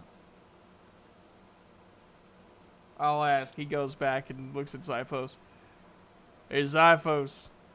Food almost done? I can help you serve. Yeah, about another 5 more minutes, and it will be ready. Thank you, brother. And he sits down. So how was your guys' day? We went to a school, and there was a guy there, and he Uh-huh. might have been an orc. Maybe. I'm questioning it. But then we went, and he gave us a book, and then Solon read books. I've never seen him read a book ever. He looks over at Sullen, smiling. Oh, really? What kind of book? Solon Solon clears his throat and gives Amathea a look, and then he goes, "Just something about orcs." Wanted to learn about your daddy side. I wouldn't call him my dad, but yes, I guess. I suppose that is what I am trying to do. He smiles at Sullen and goes, well, I think that's good. Solon raises his eyebrows, a single eyebrow, and goes, "You think so?" I do. Hmm. I think Name. you should know about both heritages. Solon thinks for a bit and goes, I think my mother wouldn't be very happy if she was still around and knew this was what I was doing. I think your mother would be unhappy that you've done a lot of the things you've done since leaving Luzmere. Well, I imagine I don't think I would have made her very happy regardless of what I do with my life. And he does put a hand on Sullen's face and goes, well then, fuck her opinion, I guess. Someone's a little confused because even though he may not like his mother very much, he does admire her. And he doesn't know how he feels about Duke saying that because it feels wrong. And so he looks at Duke and he goes, I don't know. I think she might be right about a lot of things. And maybe, I don't know. I guess I'm not really sure what kind of person my mother was, but she was my mother.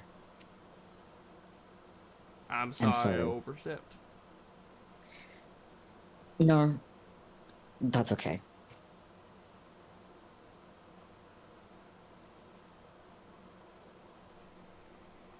He lets his... So, Oh, sorry. No, it's okay. You go ahead. He's just like wants to change the subject, and he goes, "So, how was training the recruits?" Well, considering their first hit was because I was distracted by your beautiful face. Not so good for them, but great for me. Solon snorts at the casual compliment, and he goes, "Well, I'm glad you had a good day." I'm glad that you got to learn a lot. And I'm glad that Zyphos met his uncle. Zyphos met his uncle. Yeah, Zyphos met his uncle. We found out that Zyphos can fly. Zyphos Wait, can that's a fly. fly?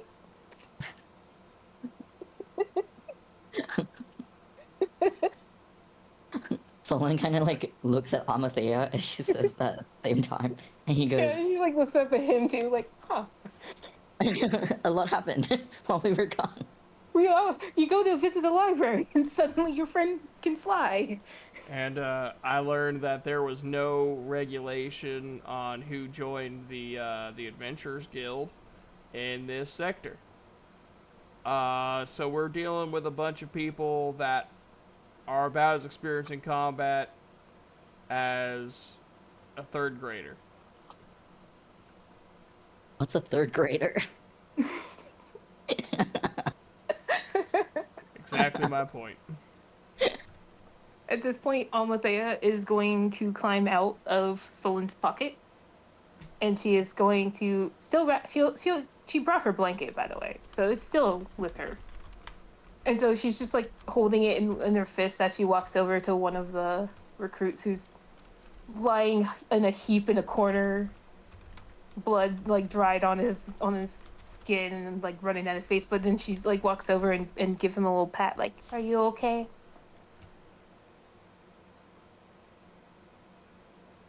Yeah, I'm not too bad. Good, good. He didn't hurt you too much, yeah? Nah. Mm-hmm. Do better. And then she walks off.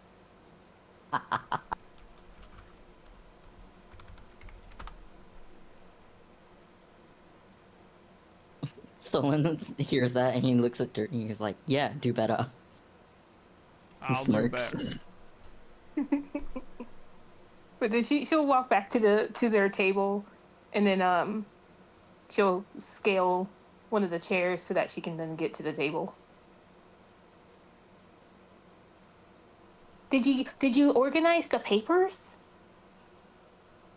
Nope, I saved them for you.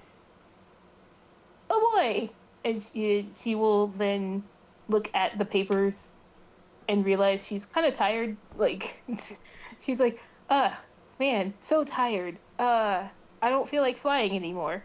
But they're far away. Guess I'll have to do it later. You know what you're also gonna have to do after supper? Go to the doctor. Go to the doctor. Who wants to volunteer to go with her to the doctor?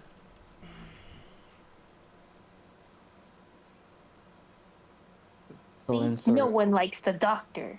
I'm not saying no one would jump up at once.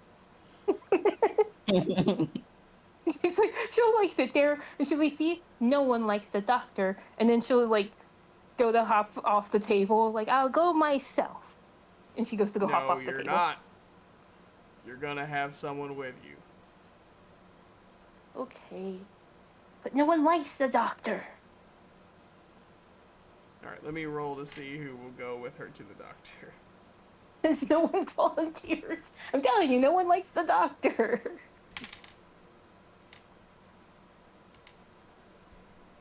What should be Caleb? Caleb's not even here.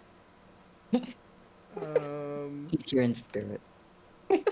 He's my chaperone in spirit. I rolled a In spirit. 3, so that is Sullen. Hey, We are having a bonding day. we are. Solon looks at Almathea and he goes, "Well, if no one's gonna go, I'll go with you since we've already spent the day together anyway." Thank you. Yeah, I'm gonna At help least Zyphos put up the someone meat. cares. And then she like looks over at Duke, like at least someone likes me enough to take me to the doctor. That's a lot of talk for someone within flicking distance. No, and she'll like scurry across to the other side of the table. He just smiles, very just amused. He goes up. Zyphos. Oh, Zyphos, you continue. Zyphos comes out with him and Azazel both come out with 2 giant pots of food. Hi, I'm the uncle. Amathea's Alright. eyes go wide and she like gasps like and then she immediately like whips out her notebook and is like, I have so many questions. Zyphos. Looks at Zyphos. It's a thing. You'll get used to it. Or not. It's up in the air still. Alright. Zyphos takes one of the pots and sets it down on the counter, sets out a bunch of wooden bowls. Alright, everybody, it's on you. I made it, you get it yourself. A bunch of guys are like limping their way. And pouring While in they're, bowls.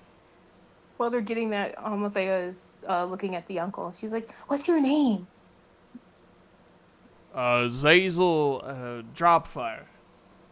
Zazel. Roll to see how you spell it. Rolling. Ooh, that is a 4. Azazel's a complicated name.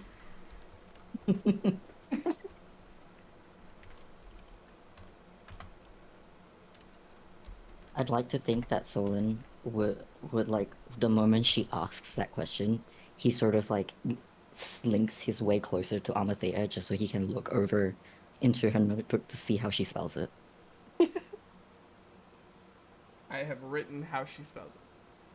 Oh, AZAYZELLEDERPFURR. Fur. Azazel Dirt Fur.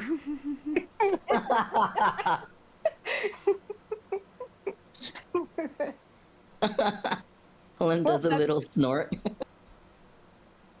She's like, she was like concentrating too while she spelled it. She's like,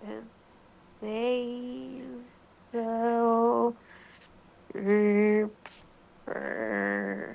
Got it.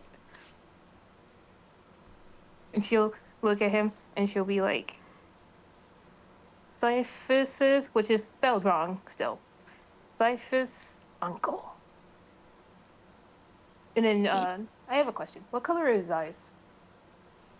Yellow. His eyes have Yeah. no like pupil in them, or like an Mm. iris. It's just like all like a small glowing yellow. Okay, so she's going to draw an eye and put an arrow that says yellow. And then she'll be like sitting there and she'll be like looking at Zyphus's eyes like really hard, like, hmm. It's like different colors when not an uncle. Got it. He goes to like correct you, and he goes, "Yep, that's absolutely right." And then she'll nod to herself while looking at her nose like, good, good. And then she'll be like, what species are you? I'm an Azamar. Ask. Got it. And she's like scribbling away and she's like doing a crude drawing of him. And then she will close her thing because then her tummy will growl. So she will close her notebook and be like, I will ask you more questions later. And she'll put the book All away and right. go over to the pot. You hear like as you're like going to the pot, you hear people like groaning. Like, oh, it hurts to eat. I can't feel my arm. It's still there, right? And the other one's like, yeah, man, it's still there. Stop asking. Stop asking what? Ugh.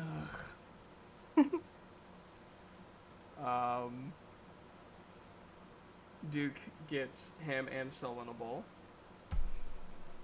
and lays it out. And Thanks. not a problem. And he just kind of like rubs his head a little bit, still feeling kind of sore.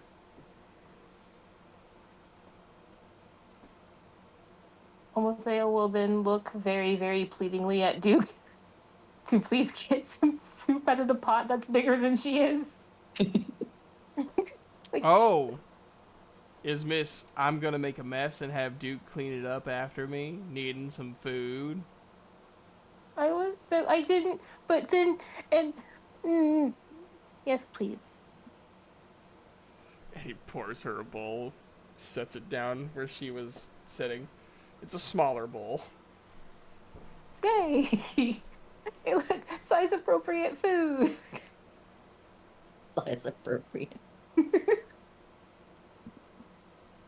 be funny. No, it's a small bowl, but it's still big for her. Yes. So she is going to be eating her. I don't know what Zyphus actually made. Her mystery food, whatever it is they cook. Mr. Meat. Yeah, her mystery meat. She's gonna be Mystery eating meat it. stew. Ah, gotcha. Mystery meat stew. So she's gonna be eating her mystery meat stew, but like every like third spoonful, she like looks at either Duke, Zyphus, or Solon, and if they're looking away, she'll like scoop a spoonful into their bowl. Everyone, roll for perception.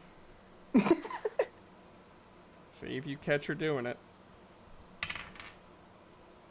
Duke does not. He rolled a nat 1. Oh no. He's like eating the soup. Like, how is my soup still coming? Man, Zyphus, How what is kind this of going on? What kind of witchcraft is this? Is this some kind of ranger spell? magic bowl? Never ending. Never ending food. How am I supposed to clear my plate? 18.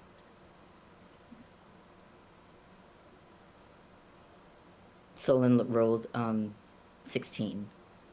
Roll for a stealth check, Okie dokie. Amathea. 17. So, Solon, you barely don't notice. Like, anytime, like, you look away, she hurries up, she, like, puts it in, and like, right when you turn around, she's like, I hear something weird. She's automatically, like, back to her original position that you left her in. Gage, you see all of this. you see Duke being absolutely confounded, probably concussed. And Sullen like just barely missing her putting some food.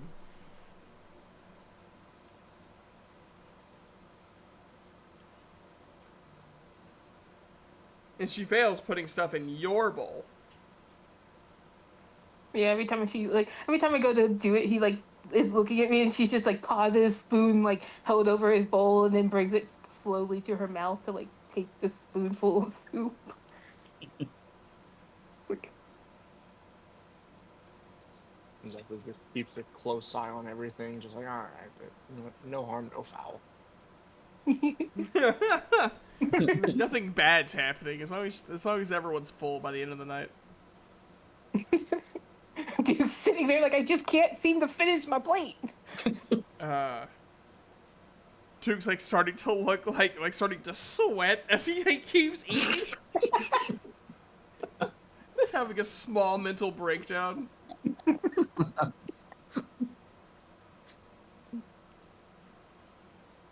And after you guys eat and relax, have a long day of family reunions, book readings, and beating the shit out of your subordinates. Amathea,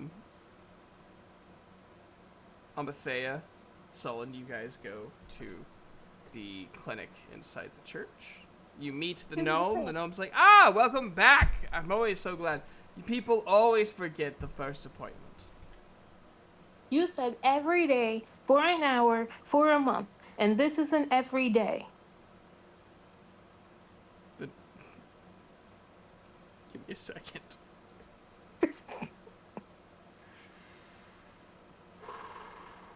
Okay, I'm good now. The gnome smiles and says, "Indeed it is, but some people don't see it that way." And he opens up the door. "Come on, get in here and get on the bed." Amathea will go and follow him, and then she will climb the blanket and get into the bed and lie down. Is it gonna hurt again? Yes. Mm. And he holds over a single finger and creates a glyph on her chest, and a line leads to another glyph from a bag that has a some sort of solution inside it. This is a medication specifically for isolating and thereby deleting the spread of the disease throughout the body.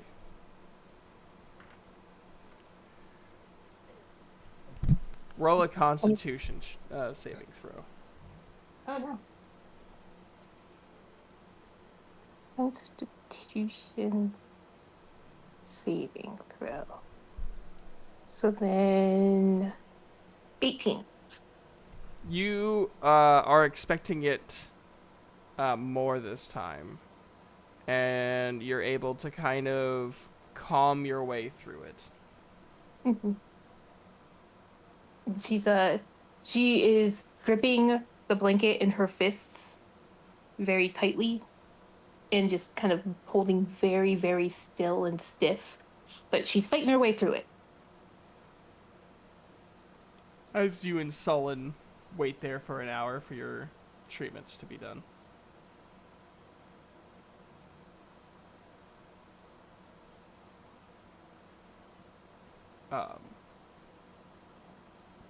And then, after an hour, the gnome comes in, deactivates the glyphs. Was that better or worse than yesterday? It was better, but it still hurt. And she's like got her hands on her tummy. Like, I will say, once again, you'll feel that nausea, you'll feel the urge to bite people. You will have a strange affinity for the moon at times. There will be some vomiting. Sometimes you have weird dreams. But hopefully as time goes on, those side effects will lessen. And she'll be lying on her side to look at him as he tells her, but her eyes are like barely open because she's starting to feel the nausea. And she's just like, mm. And then she closes her eyes again and just doesn't want to move.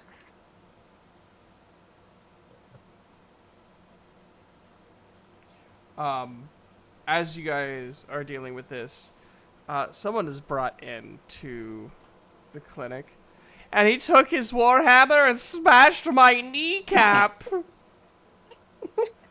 The halfling is being brought in to be treated. Rolls right past Solon and Almathea, and he looks at Solon and goes, "You."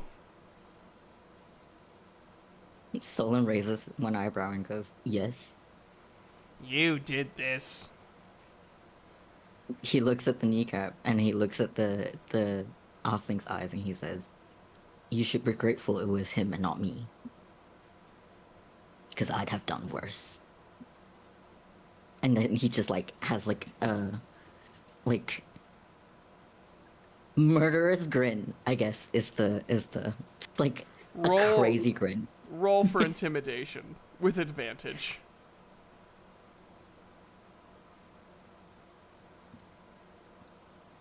I rolled 19 plus 1, so 20.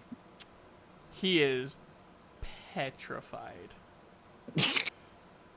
And the gnome goes, now, and he like kind of gestures to you two, and he goes, "Yuan, go back home. Be back tomorrow." Mm. And then Amathea will open her eyes again. She'll look at Solon, and she'll also see the halfling from before. And she'll ask Solon weakly, like, "Can you take me to him? I need to tell him something important." Is Solon carrying Almathea? Yeah. That's the only way she's moving. She. Okay, yep. Just double checking. Yeah. It's the only way Solon- she's moving. Solon sort of like holds her in his like hand and like brings it towards the halfling. She's like, "I gotta tell you something really important." To the What? halfling. What? And she's like, "Bleh," and she throws up on him. Oh no! Fuck! Ah, it's in my mouth! Ah! Don't mess with my friends. And he also just vomits all over the floor. Now, please get out of my clinic. Ugh. Sorry, she says, but she doesn't. She's It's not actually sorry. fine. It's fine. We have spells to fix this. Just please go home and rest. And she'll nod and curl up a little more in Solon's hands and close her eyes again because she is not liking movement, but she has to move in order to get to her destination.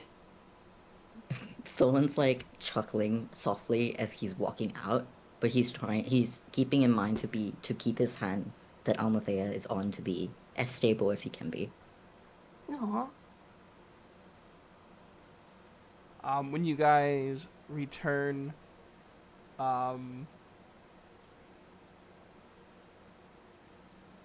to the inn, Zyphos and Azazel are still there. Some of the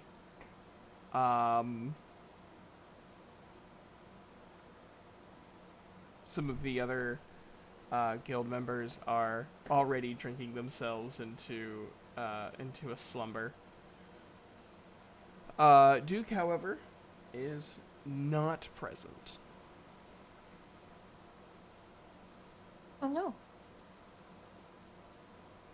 That was me, not Almothea. Almothea Yes. is not paying it. She's curled up, nauseous.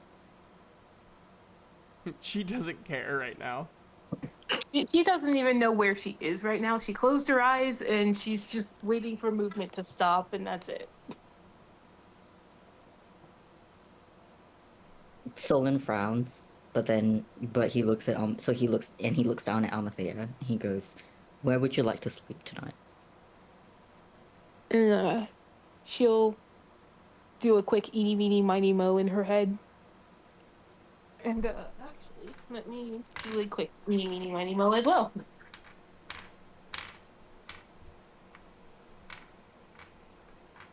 Duke's room, please. Sure. Solon thinks to himself, and he's like, "I wonder if Duke's in his room." But as so he walks towards Duke's room and he knocks on the door. You do not hear an answer. Duke, I'm coming in. And he opens the door and walks in. Yep. There is no one in there. He frowns a little again, but he walks towards the bed and puts Almathea down on the pillow. She'll immediately recognize the lack of movement and the softness of a pillow, and she'll be like, and then she'll curl up even tighter under and pull her blanket over her, and just now she's just a little lump of cloth on a pillow. Solon looks at Almathea for a bit, making sure that she's settled, and then he looks around the room, does a little huff, and he walks out. Roll a perception check. Let me just... Oh dear. Oh dear. Oh dear. That is a 10.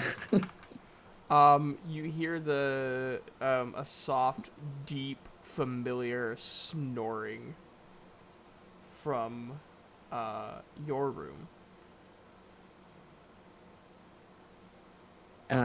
Oh. Solon walks towards his room, investigating the sound. He opens the door to check inside with his battle axe sort of like prepped to be swung out, because he's like, "Is there an intruder?" As you open the door, you see a sleeping Duke in your bed. Solon stands up, puts his battle axe away, stands over Duke and just stares at him and goes, "This is not your bed, you know." It sort of like pokes his cheek.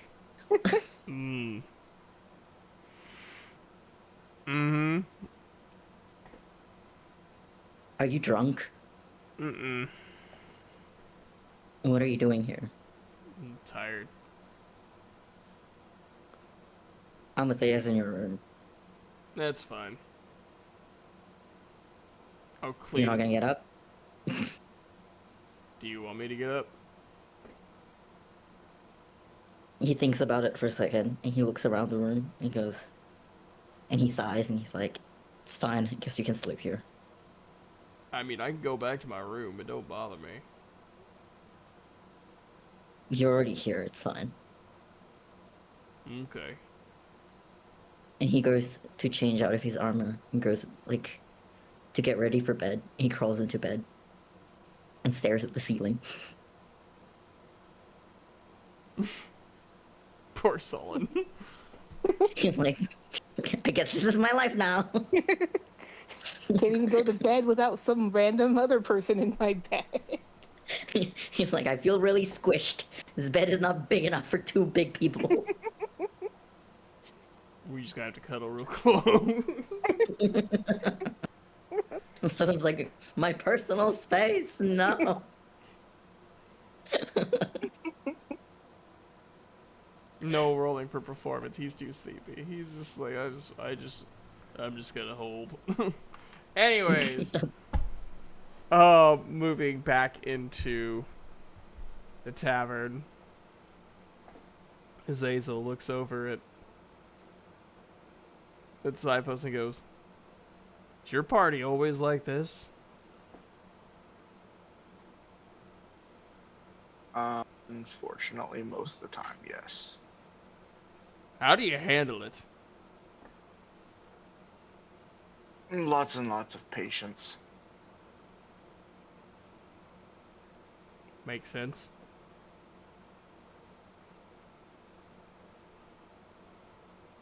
So what are you planning on doing after this month?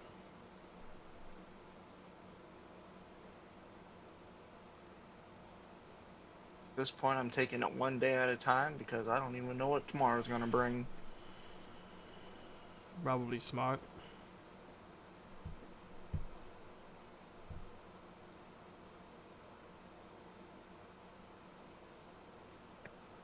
Oh.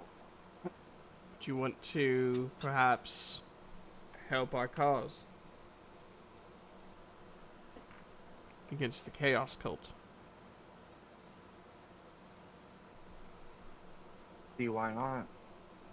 Seems like if they're causing problems for people, and especially innocent people, it needs to get taken care of. They never start out starting huge problems. It always starts small. And it builds and builds and builds. Be careful of temptations, Zyphos.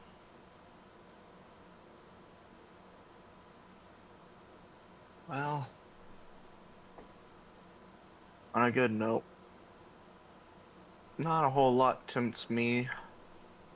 Don't care for money, don't care for glory. Just finding the answers that I seek is about all I really do.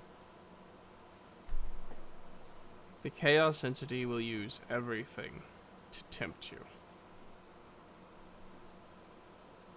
Keep that in mind. Will do. Even your party members.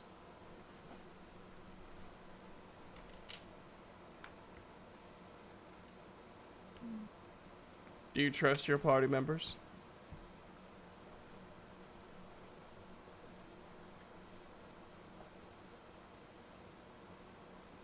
I don't trust very many people.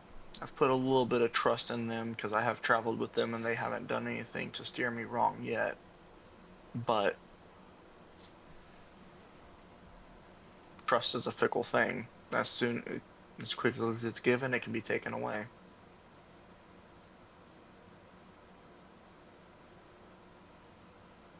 I could see where that philosophy might be troublesome down the road. However, from the little bits that you told me about your life, understandable how they've been produced.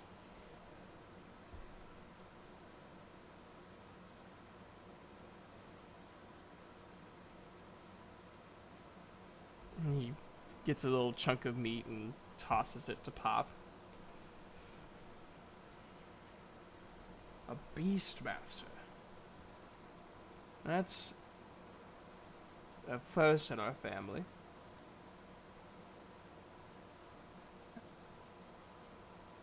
Animals are a lot more easy to relate to than people most of the time. They're more predictable, that is for sure.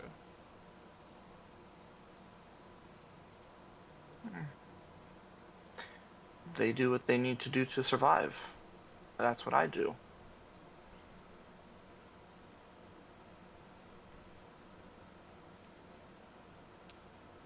He puts a hand on Zypho's shoulders. I'm gonna head back home. I'll see you tomorrow, yeah? Yeah, I'll bring some maybe training you can. swords. I would appreciate that. He looks at Zyphos, kind of like looks like he hates himself a little bit, closes his eyes in resignation, and puts his hand in Zyphos' hair and just gives it a small little ruffle. You did good today.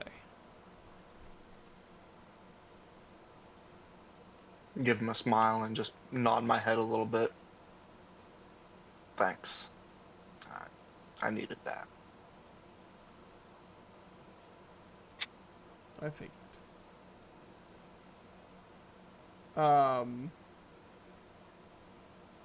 He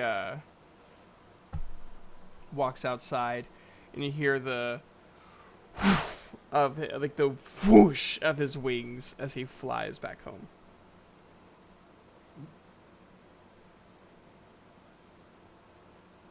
And with that, Zyphos is gonna finish what bit of food he has left and whatever he had left to drink, and also step outside and just kind of walk out towards the wooded area and just find a nice tree to lay down next to, kind of look up at the sky and just kind of think to himself for a little bit before going to bed.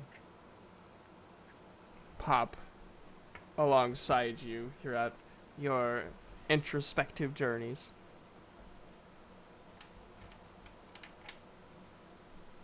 And that is where we're going to end the session tonight. Yay! Woo. Did you guys have fun? Yes. Yeah. Good fun. We learned about Solon. Duke and Solon got to be all cute and awkward and jealous and cute. I throwed up on a guy. You did. That was great. 10 out of 10. It had to be done. To be fair, yeah. Why would you hit on someone who's obviously taken, who's also 3 times your size? Don't hit on it. Don't hit on Solon. Just don't do that. Exactly. Or Duke. Or Duke. The man got in over his head. He really did. I mean, my first plan was going to have him flirt with Duke. And I went, no, they have their own journey they want to follow. I'll make it. I'll cut that little bit out. Mm-hmm. And now Solon Alrighty. can start learning